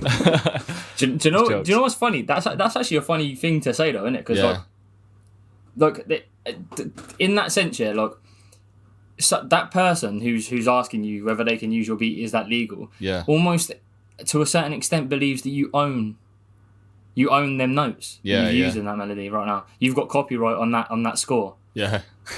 It don't work like that, does it? And but this is. Do you know? It's funny, yeah. Like, you know, you said earlier, like, about getting into, you follow the path like your parents or your teachers tell you to go down and stuff. Like, with the uni and the college thing and all that type of stuff. Right. It's because people don't teach you financial literacy. Yeah, the people don't teach you that you can make money elsewhere. You can't make, like, I didn't even hear the words passive income until 5 years ago. Like, I didn't realize that you could make money. Yeah, like, do you know what I mean? Investing didn't exist to me. Like, all these different types of things, ways that you can make money without like actually doing anything, didn't exist to me. And I feel like it's the same with the music business, like, in the sense that people don't understand anything. No, it's true. Because the people who are leading them, like, aren't really telling them a lot of stuff. You see what I'm saying? Yeah, that's why people like you online and people like, I mean, like Busy Works Beats, for instance, been doing it for years, like, for the music stuff. But like the music industry side of things is so misconceived as to how it works. Oh, it's one of the most confusing things to people ever. 100%. And to be fair, to this day, yeah, I'll be open with you. To this day, I'm still baffled by certain things that happen, like with me, like with royalties and things. Sometimes I feel like I should have got more money than I did, or less money than I did. Like, do you know what I mean? Sometimes I can't even figure stuff out. I've had I got a Puma advert a few years ago. I done a Puma advert. I got paid like a lot less than I thought I would. I got paid a lot less for a Puma advert that I done than I did for Channel 4 like TV show. Oh shit! I had a back to back got placed on Channel 4, and it was on a TV show rolling for about 2 months or something. And I got paid a lot less for the Puma advert than I did for the Channel 4 thing. And I was like, this is weird. Like, what's going on? That's crazy. But like, do you think you taking that deal or realizing it later? Do you think that was down to you never being like taught like what to accept and what's right, or just just not having the knowledge there at the time? Being musically versed, I think. Do you know what? I think you should just make as many mistakes as you physically can when you first start producing. Yeah. As many. Like go out of your way to make mistakes. Generally. Yeah. Like, do you know what? I don't know if you. I mean, you would have probably heard of him, but I don't know if you follow him or anything. But like Brock Luker, who runs like 808 Mafia, he's like a CEO. Of CEO or whatever. I was listening to his podcast with producer Grime recently. Yeah, he's an amazing guy, like in terms of everything. To be honest with you, because like I've never like actually touched base with him. Don't get me wrong, I'd love to, but like obviously he's very much into like the crypto side of things and the NFT side of things as well, like the investing and stuff. Because I'm very much the age that I am now as well. Like music isn't everything I'm relying on as an income. Yeah, of course. So like I've got money in crypto. I know a lot about NFTs. We spoke about this. Yeah, I definitely want to get into NFTs at some point with you as well, and kind of break that down for 100%. People. But go on, what were you saying? Yeah, like I know a lot about NFTs, and like I've done a lot of research on that, and also like I've got very heavy in the investment side of things, especially this year. Like I've built up my own portfolio, and I've started like making money on that side of things, like passive income, so to speak. What type of investments? Like property, like stocks? Stocks and shares. Like right. I wish property. I'd definitely be out of my job if I was out of that. But I am looking. To be honest with you, I am looking into in the future doing property. Like definitely, because I feel like music's good, but music's inconsistent. Of course. At the best. Like so, like it's always good to have something else. You know what I mean? Like, and 100%. People aren't just if you were only ever like. I heard somebody say once in the studio session. Somebody said to me, like, you can't be interested in too many different things. Like, you have to solely focus on music.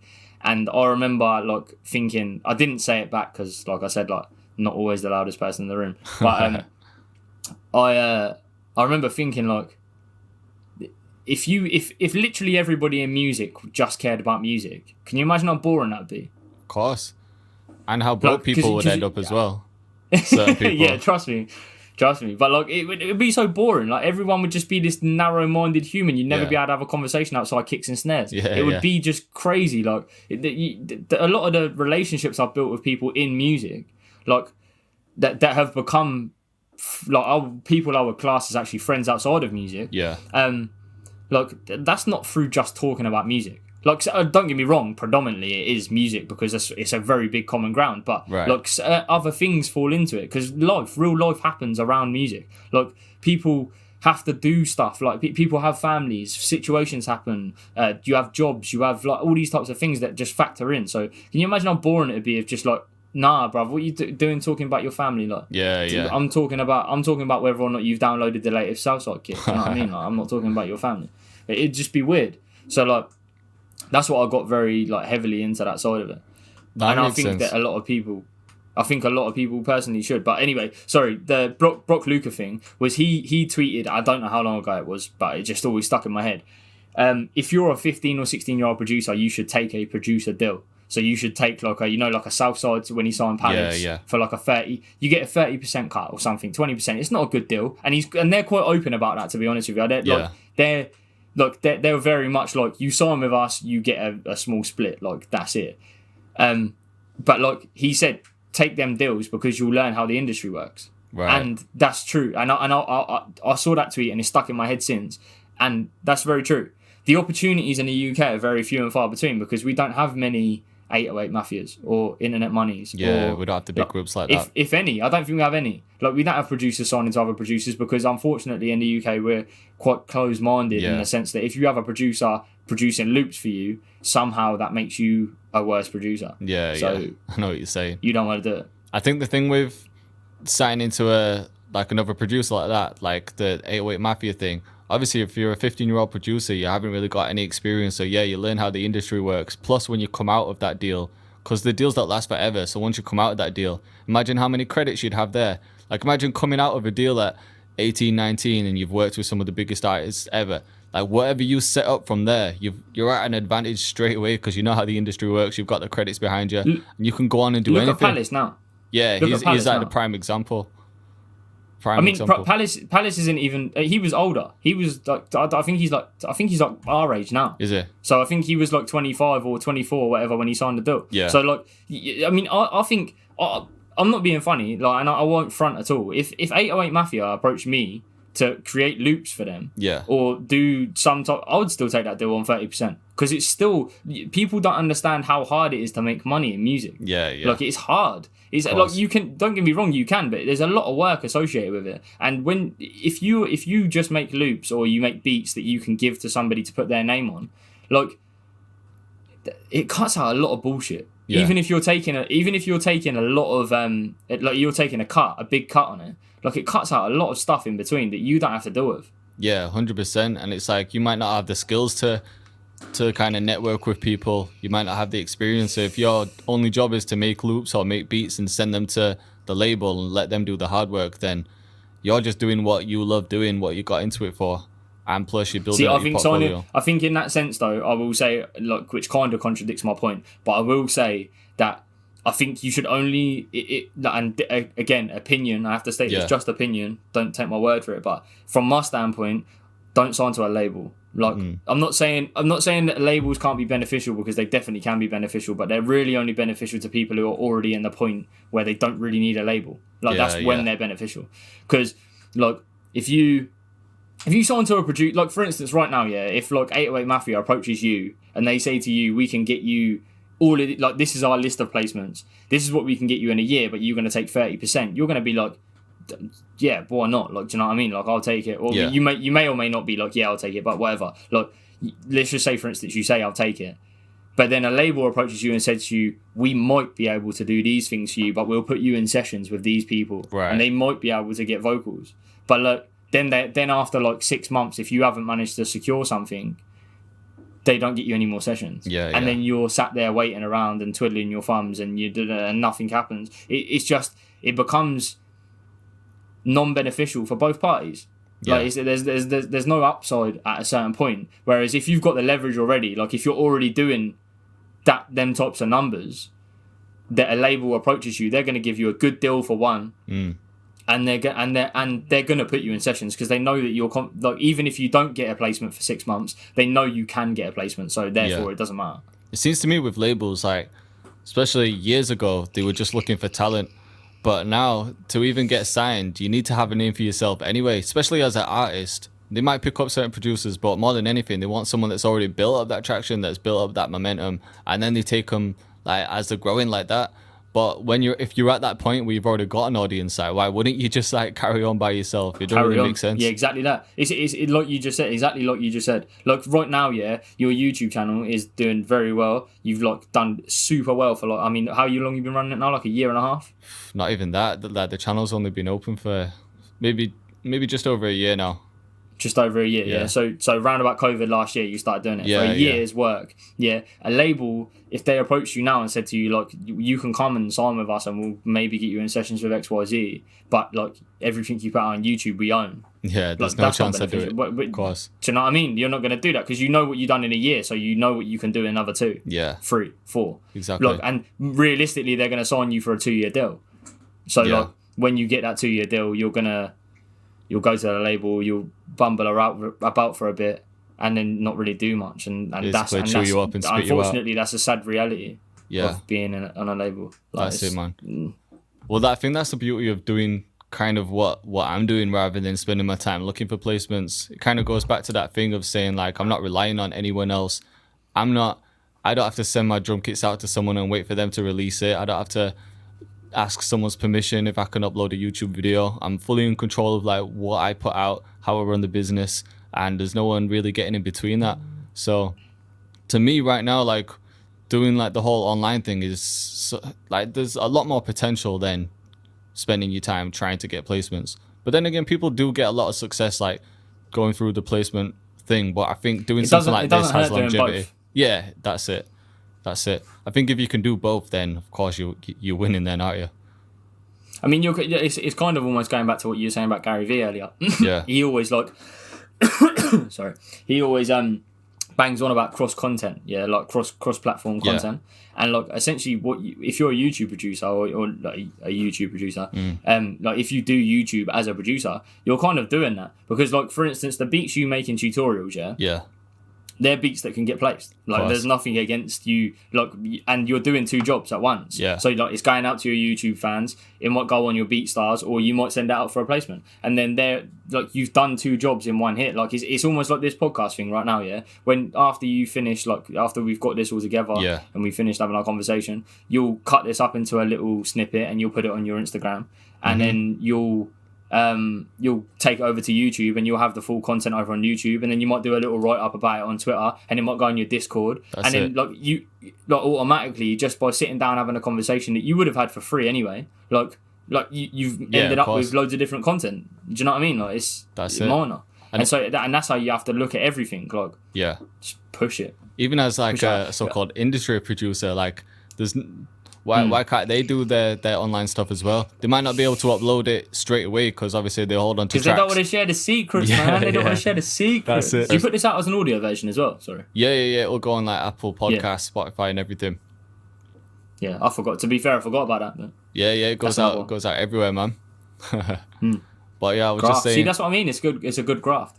Oh, of course. Once you've got podcasts are one of the best things that you can do because you can get so much content from this one podcast. I probably don't utilize them as much as I should do in the sense of taking like micro content from them. I obviously take it for like the Instagram clips. I'm gonna start doing more of them as well. I'm always telling people to join TikTok, and I finally done it myself. I joined it like a while ago and started uploading a few things. Well, you've got it now. I just got it yesterday. I had it before. What's your username on it? J Cactus. Yeah, it should just be J Cactus. But I had it before. I uploaded a few things and then I just left it for time. But now I'm thinking like, why am I not just on everything? I always tell people like you should be on all social media platforms. It's another question that I get asked in my DMs. A lot of people saying, "Yo, bro, do you think I should join Discord? Do you think I should try Twitch? Do you think I should try TikTok?" And it's like, why wouldn't you just try everything? Like, you don't know what's going to work for you until you actually try it. That's basically what I did before I started my YouTube channel. I was like posting like the beat videos on Instagram, posting little things on TikTok, posting YouTube videos, just trying everything. And then YouTube was the one that was like picking up the most traction.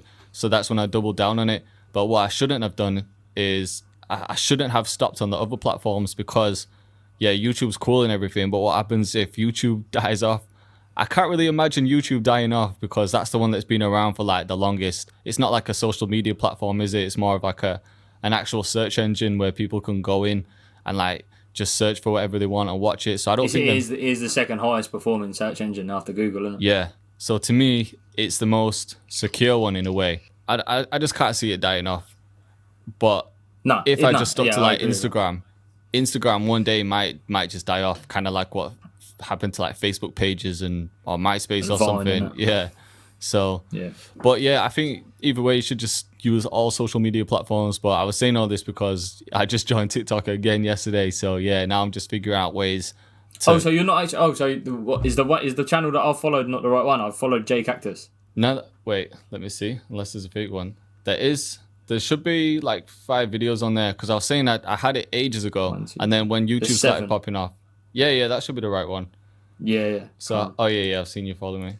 So yeah, yesterday's video is the first one I've uploaded in like a long time. All the others were like a year ago or something. So I'm gonna be more active on there now. I'm just gonna the organic reach on TikTok is absolutely. Is it still good? Because you can run ads on TikTok now, can't you? Or can you? Yeah, you can get a bit. Yeah, you can. Yeah, they've got an ads manager now. You can set up for like a business manager and whatnot. Like the same thing as like it's still early days, but I mean like again, even with the business manager, it's kind of free for all. Like it really like at the moment with TikTok, it kind of is because like anyone can get big on there at this point. Yeah, because the algorithm's so open, and it won't be forever. Like I can't imagine it being much longer than maybe 6 to 8 months. Yeah. Now, like because I mean, look, there was a time on Instagram and on Facebook way back when where you could hit 600-700 views just for posting up a video or a photo or whatever. Yeah. That doesn't happen now because it's obviously got to be restricted because you create celebrities from Instagram and Facebook, and the same way that you do from TikTok now. So they can't legally, really, I don't think, within that realm, allow that amount of organic reach to be for everybody. Yeah. Also, they want to keep people in the app the longest, so therefore they want to find the celebrities quickly, and then they want to hone in on them and make sure everybody's seeing what they're doing and not what. Yeah, and they want people to buy ads. So if you clock that your videos are performing well, it's going to encourage you to actually pay for ads and increase. Yeah, I mean that's Instagram's whole algorithm, isn't it? Yeah. Instagram's whole algorithm is that even if you've got a good Instagram, like I've run theme pages before that have got like very good followings, and when they die out, I wonder what percentage it reaches. Like when you make a post, it obviously depends on how many people initially like it and comment on it and stuff, but that initial post, I wonder how many, like what percentage of your audience it actually reaches. I think it's different. It's different because with YouTube, it's like YouTube's algorithm works. I mean, I say this, like the algorithm really, like people worry so much about algorithms, they make a massive difference. And if you worry about the algorithm, it's the same thing as worrying about perfection in music. Like it's really like pointless because you're not going to beat it. You just got to get on with it and continue to just do what you're doing. But like I think with YouTube, it's the first hour, isn't it? It can be. To be honest, it's one of them things that I haven't even looked into that much. I've read up certain things on like to do with the algorithm, but I stopped really focusing on it. I just focus on like putting the content out. Yeah, that makes the most sense. And look at what your channel's done, because you just people concentrate so much on numbers. It's such a mad thing. But like but I think anyway with YouTube, I think it's the first hour. The most like if you get interaction and likes and all these types of things with your video, then they'll push your video a little bit more. I think with Instagram, I think it's 24 hours. But like the thing is with Instagram is that they limit your reach so much that like realistically 80% of your posts might not do that well within 24 hours. Yeah. So what's mad though is you say that about the first like hour or so on YouTube, but some of my videos that I uploaded months ago are now starting to pick up traction and get all the views. Like I had one, it was just like a vocal mixing thing that I did. And at the time it was doing like okay, but it wasn't like, oh, in the first day I got thousands of views. But then now that when I look at the figures now, it's gone past like 100k views. So the algorithm just makes no sense to me, because if that was true about uploading it and getting so many views in an hour, then that video wouldn't be popping off now.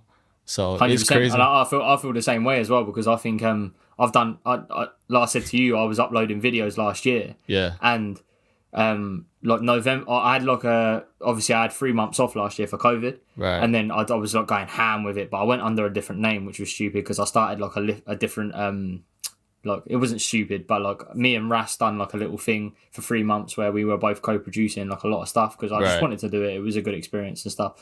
And so we done some bits. We done like a collab with I don't know if you know Nico Baran from Internet Money. Yeah. We done like a collab with him. We had like a track I put out with him, which was it was like, do you know what I mean? It was what it was. Yeah. We done it. And that was quite cool. And then like after them 3 months and I went back to work, I was like, bruv, why didn't I should have concentrated on Audio Slugs over them 3 months. Like I should have done Audio Slugs internet thing. But like I said to you, I was in that mindset where being a grime producer and being online was all just weird. So I can't do both. And I didn't concentrate on Audio Slugs. But then I started uploading again in November on Audio Slugs YouTube. Right. And the videos that I'd uploaded in November like didn't get really any views. And then I started again in March this year, literally start of this month. I've been releasing a beat every single day on my YouTube, youtube.com/audio slugs for everybody listening. Shameless plug. And trust me, it wasn't shameless either. But the beats that I uploaded in November started like skyrocketing. Yeah. Because I started uploading again in March, the beats that I'd uploaded in November, like I got one beat that hit 4K in a week. That's good. Just and it was on 200 views before I started uploading again in March. Yeah. But because something about me becoming active again made my older videos push the other ones.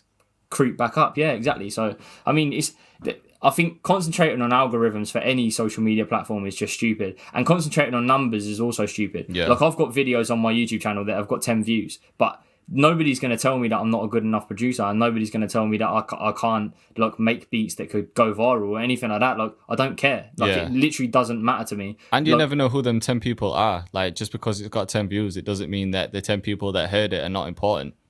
You know what I mean?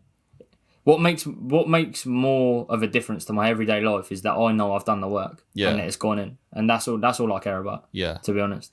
So as long as I know I've put the work in, they've got uploaded to YouTube. If they've done 10 views, 20 views, or 20,000 views, it makes zero difference to me. Yeah. Like, zero. You just can't, predict the future, can you? You can't like just upload something and be like, this is going to do big numbers, like this is going to be crazy. You just have to literally do the work to start off with, and then let the universe decide what's going to happen with your shit. Exactly. It's consistency over everything. You know firsthand. It's consistency that's going to get you where you like. If I'd been uploading beats every day since I started uploading again in November, all the way through March, like my beats probably would be doing a lot more than they were or have done. But like I stopped and I started and I stopped and I started and I stopped. Do you know what I mean? And it doesn't do you any good. No, because of course.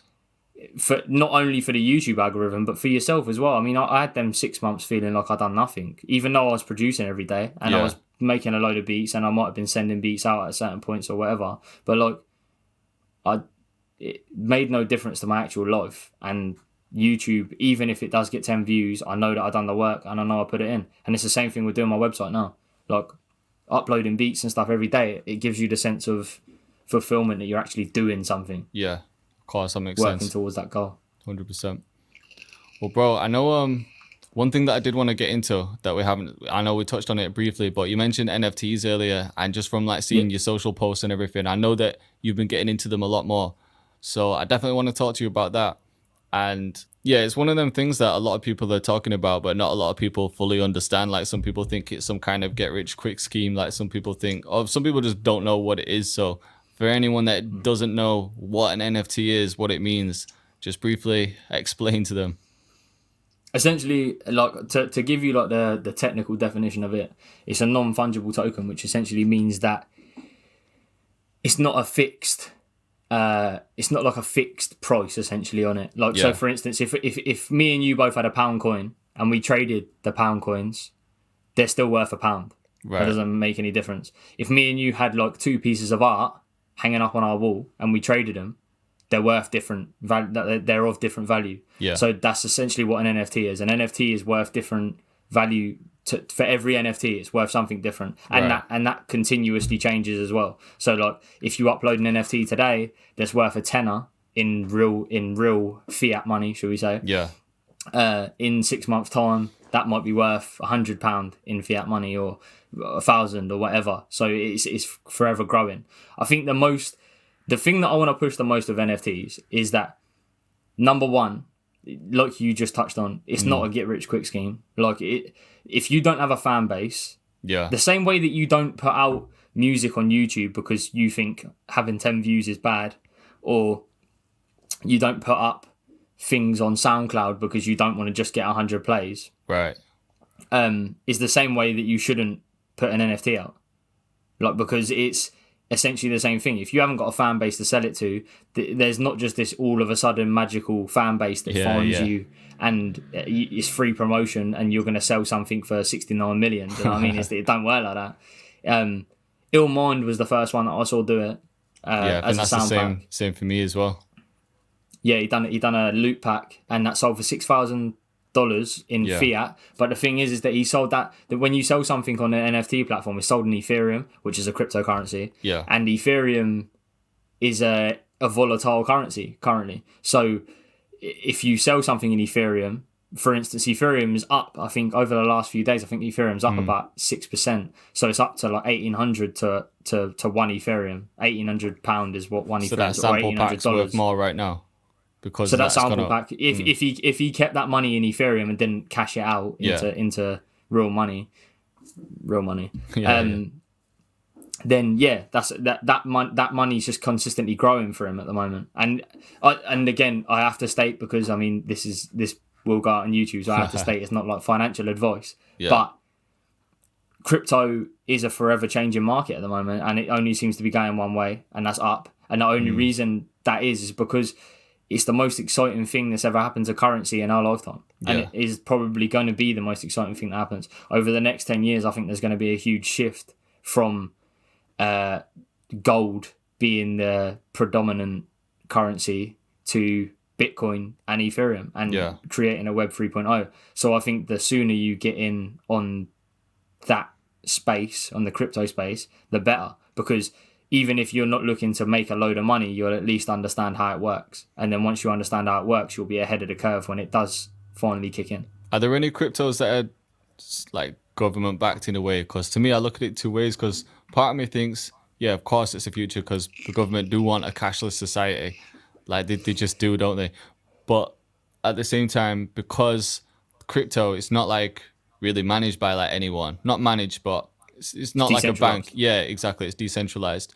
So to me, part of me thinks, would the government want that? Because then it's not in their control. So that's where I'm like... No, I don't think, from my personal opinion, I don't think that any government wants it or any bank. Yeah. But I don't think, I feel like in the current society we are, that's not really a choice of theirs, if I'm honest. Yeah. Like Nigeria tried to ban Bitcoin about 2 months ago, and Nigeria's now got the highest business Bitcoin rate. Really? In the world, because I mean, I don't know, I can't remember what's the currency in Nigeria.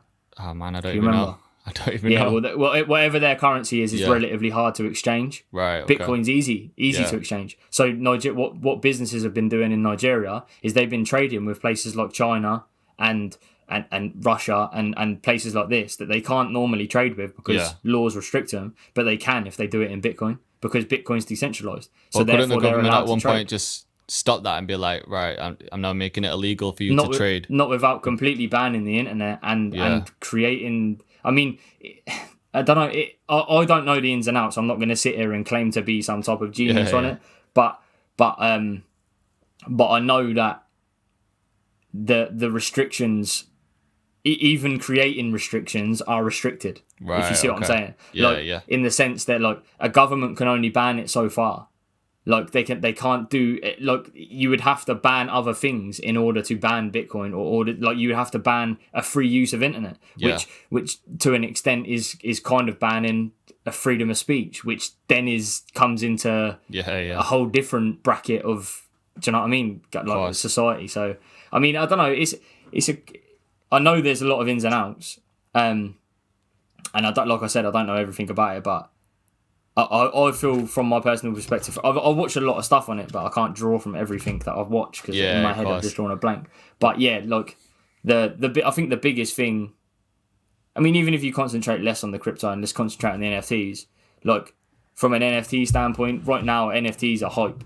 Yeah. Like so, if you've got a small fan base, but you've got a fan base to go to who you potentially could see finding a use from your NFTs, then by all means, I believe do it. There's a producer called Blau. He was one of the first people to do it. He actually done something back in 2018 as well, I believe. Right. But he recently sold an album. I can't remember how much it actually was now, drawing off the top of my head. But people are selling like royalties and stuff through them as well, aren't they? Yeah, that's going to become techie though. We had this conversation recently, but I think the royalty thing is going to become techie because the royalty thing is where the legality comes into it. Right. And so I think, and there's more parties, like for instance, like selling your royalties on a track. Like if you're an artist and you're selling your royalties on a track, you're not the only person who collects royalties on them. Yeah, yeah. Like there's a producer. There's whoever owns the master. If you don't own the master, that's whoever owns the master as well. So like, I don't know. I think it becomes, when you start selling royalties, I think it becomes super techie. I suppose because there was a contract in place at the start. So how can you like sell a part of the contract? You know what I mean? So I can imagine how. I think if you're a producer who owns everything, like if you own all of your masters, you're the producer, and you're the artist, and you're the record label. Then it's a bit. There's different. no reason, because you're the only person who could argue with you. Yeah, but if it's something to do with a major label where there's so many different people involved, that's when it can get a bit sticky. Yeah. So what if someone does want to sell something, like sell an NFT, like what's the process for them? So I'll speak from experience because I've uploaded NFTs for people. Yeah. So there's two ways to upload NFTs. I have never done an NFT through the traditional way, which is actually to do it with gas. Essentially, is the quote in the community. But that means you have to pay to upload an NFT. And I'm not being funny, if you're like me and stingy and you don't want to pay any money to do it. Yeah. It'll probably cost you the equivalent of about £100 to £110. If you want to upload something on like a big major platform like Rarible or Nifty Gateway or something like that, then you do it through that. But the way I found out about doing it gasless was actually through Illmind. He uploaded through a platform called Mintable that I'd never heard of before. I think that's what Illmind uses. I've heard him talk about that. Yeah, that's what I was saying. So I found it through him. He literally uploaded that. So I literally found the platform, and then I realised that because I was thinking like, I mean, it's worth it for someone like Illmind if you're gonna invest £100, 110 quid, which is like I don't know, the equivalent of what, $170, to do that. That's fine because you can sell £6,000, but not everybody's going to want to do that. But Mintable offers a gasless upload, which essentially means you don't have to pay any money. The item just goes onto the marketplace. It's essentially free flowing. You still obviously get the money on the back end, but like it's essentially for the time that it's on an auction, it's not really owned by anybody. Yeah. But it's free. So I'm with you. And you still claim your creator percentage. So you'd go onto Mintable, you upload. I've got literally, if you want an actual step-by-step guide, I've actually got a step-by-step guide that I created. It's on my Instagram, which is @AudioSlugs, or Twitter @AudioSlugs. It's both on. Oh yeah, I saw you post that actually. Both them. You can't really get much clearer than that, can it? So yeah, anyone listening, just check it out. If I can upload it, then it's definitely. I'd like to class it as an idiot's guide if I can do it.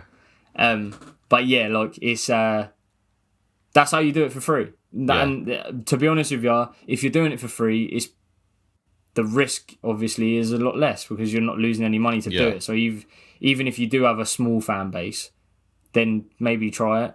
Like that's all I could say. I do think that the NFTs right now is the time to jump on it because I do think it is a bubble, and I think that I'm not saying that it will go away because I don't think it will go away, but I think that the barrier for entry will become a lot higher, and it will become a lot harder to sell an NFT for an amount that's worth it. Yeah, that makes sense. Yeah, I think even if you don't have an audience, it might be worth, because you can actually collect royalties on them, can't you? Like say, I don't know if that's just standard on all of them, but do you set it up in a way that if so when you upload so when you upload via like Mintable, for instance, you'll have an option to have a creator's commission essentially. So for every future sale, so if that goes up in price, I mean, if you keep it in Ethereum anyway, realistically you'd gain the benefits because the currency itself will go up. But even if you don't, you can take your creator commission, and then you get 10. Normally 10% is like the standard, but if you want to take 50%, if you want to take 60%, it's completely up to you. But 10% is the standard. And then you take 10% of every future sale. So if in the future, for some reason, your NFT that you thought was going to do nothing ended up being worth $100,000 in the future, you'd still see some of that. So it's still worth it. So in a way, could you release, like say a new producer, could you release something like for yourself? Like let's say it's a card, it's like a Cactus card.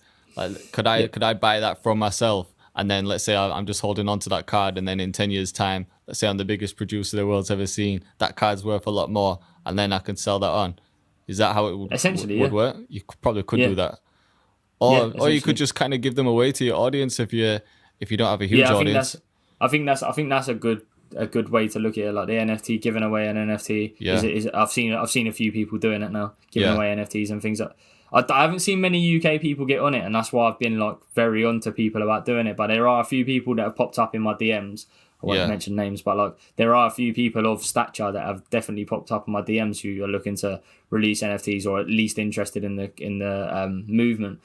So I think that getting onto it, that's why I've been so big on it, if I'm honest, on social, because I always see Americans do this thing where they're always like the first on it. They're always like, and there's floods of them who like upload this stuff, and we're always last. And I feel like this is kind of something it's not an even playing field because obviously the population difference is ridiculous. But like, it's we can get on it. Do you know what I mean? We can get on it as quickly as they have.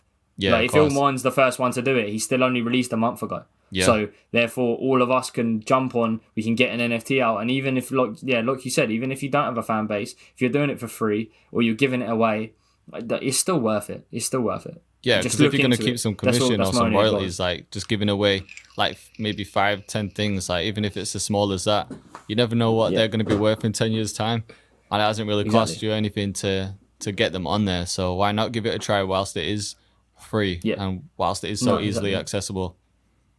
Exactly that. Well, yeah, bro. I know we've been through loads, man. We've been through your come up story, how you got your placements, literally everything that I wanted to talk about, including NFTs. So, yeah, I'm gonna say I appreciate your time, bro. I think the podcast has probably been like, it's not even coming up on mine, but I want to say close to 2 hours, if not 2 hours. Yeah. So this was a solid one, man. But yo, I appreciate your time, and just let everyone know where they can find you. I know you've mentioned it a couple of times anyway, but tell everyone where they can find you if you've got anything that's coming out, you want to share anything with everyone. Yeah, man, it's super easy. It's at Audio Slugs on everything, Audio Slugs everything, because I was on the platforms from when you used to be able to get links for everything. So Audio Slugs is there. I'm getting super into the loop space of things over the next few months. I've got a website called darkloops.co.uk, which is essentially my BeatStars store at the moment. I released a free pack literally yesterday. It was an acoustic guitar pack. I have to drop. I don't know if I dropped that over to you, but I'll have to drop that over to you actually. Appreciate that, man. And yeah, man, I'm getting super into the loop space of things. So yeah, just keep an eye out for that. But yeah, YouTube Audio Slugs, Twitter Audio Slugs, Instagram Audio Slugs, TikTok Audio Slugs, SoundCloud Audio Slugs, everything's Audio Slugs. So yeah, easy to remember. Exactly. All right, man. Well, yo, anyone listening, make sure you hit him up, follow him on all socials, stay tuned for what he's got coming, and yeah, we'll see you next time.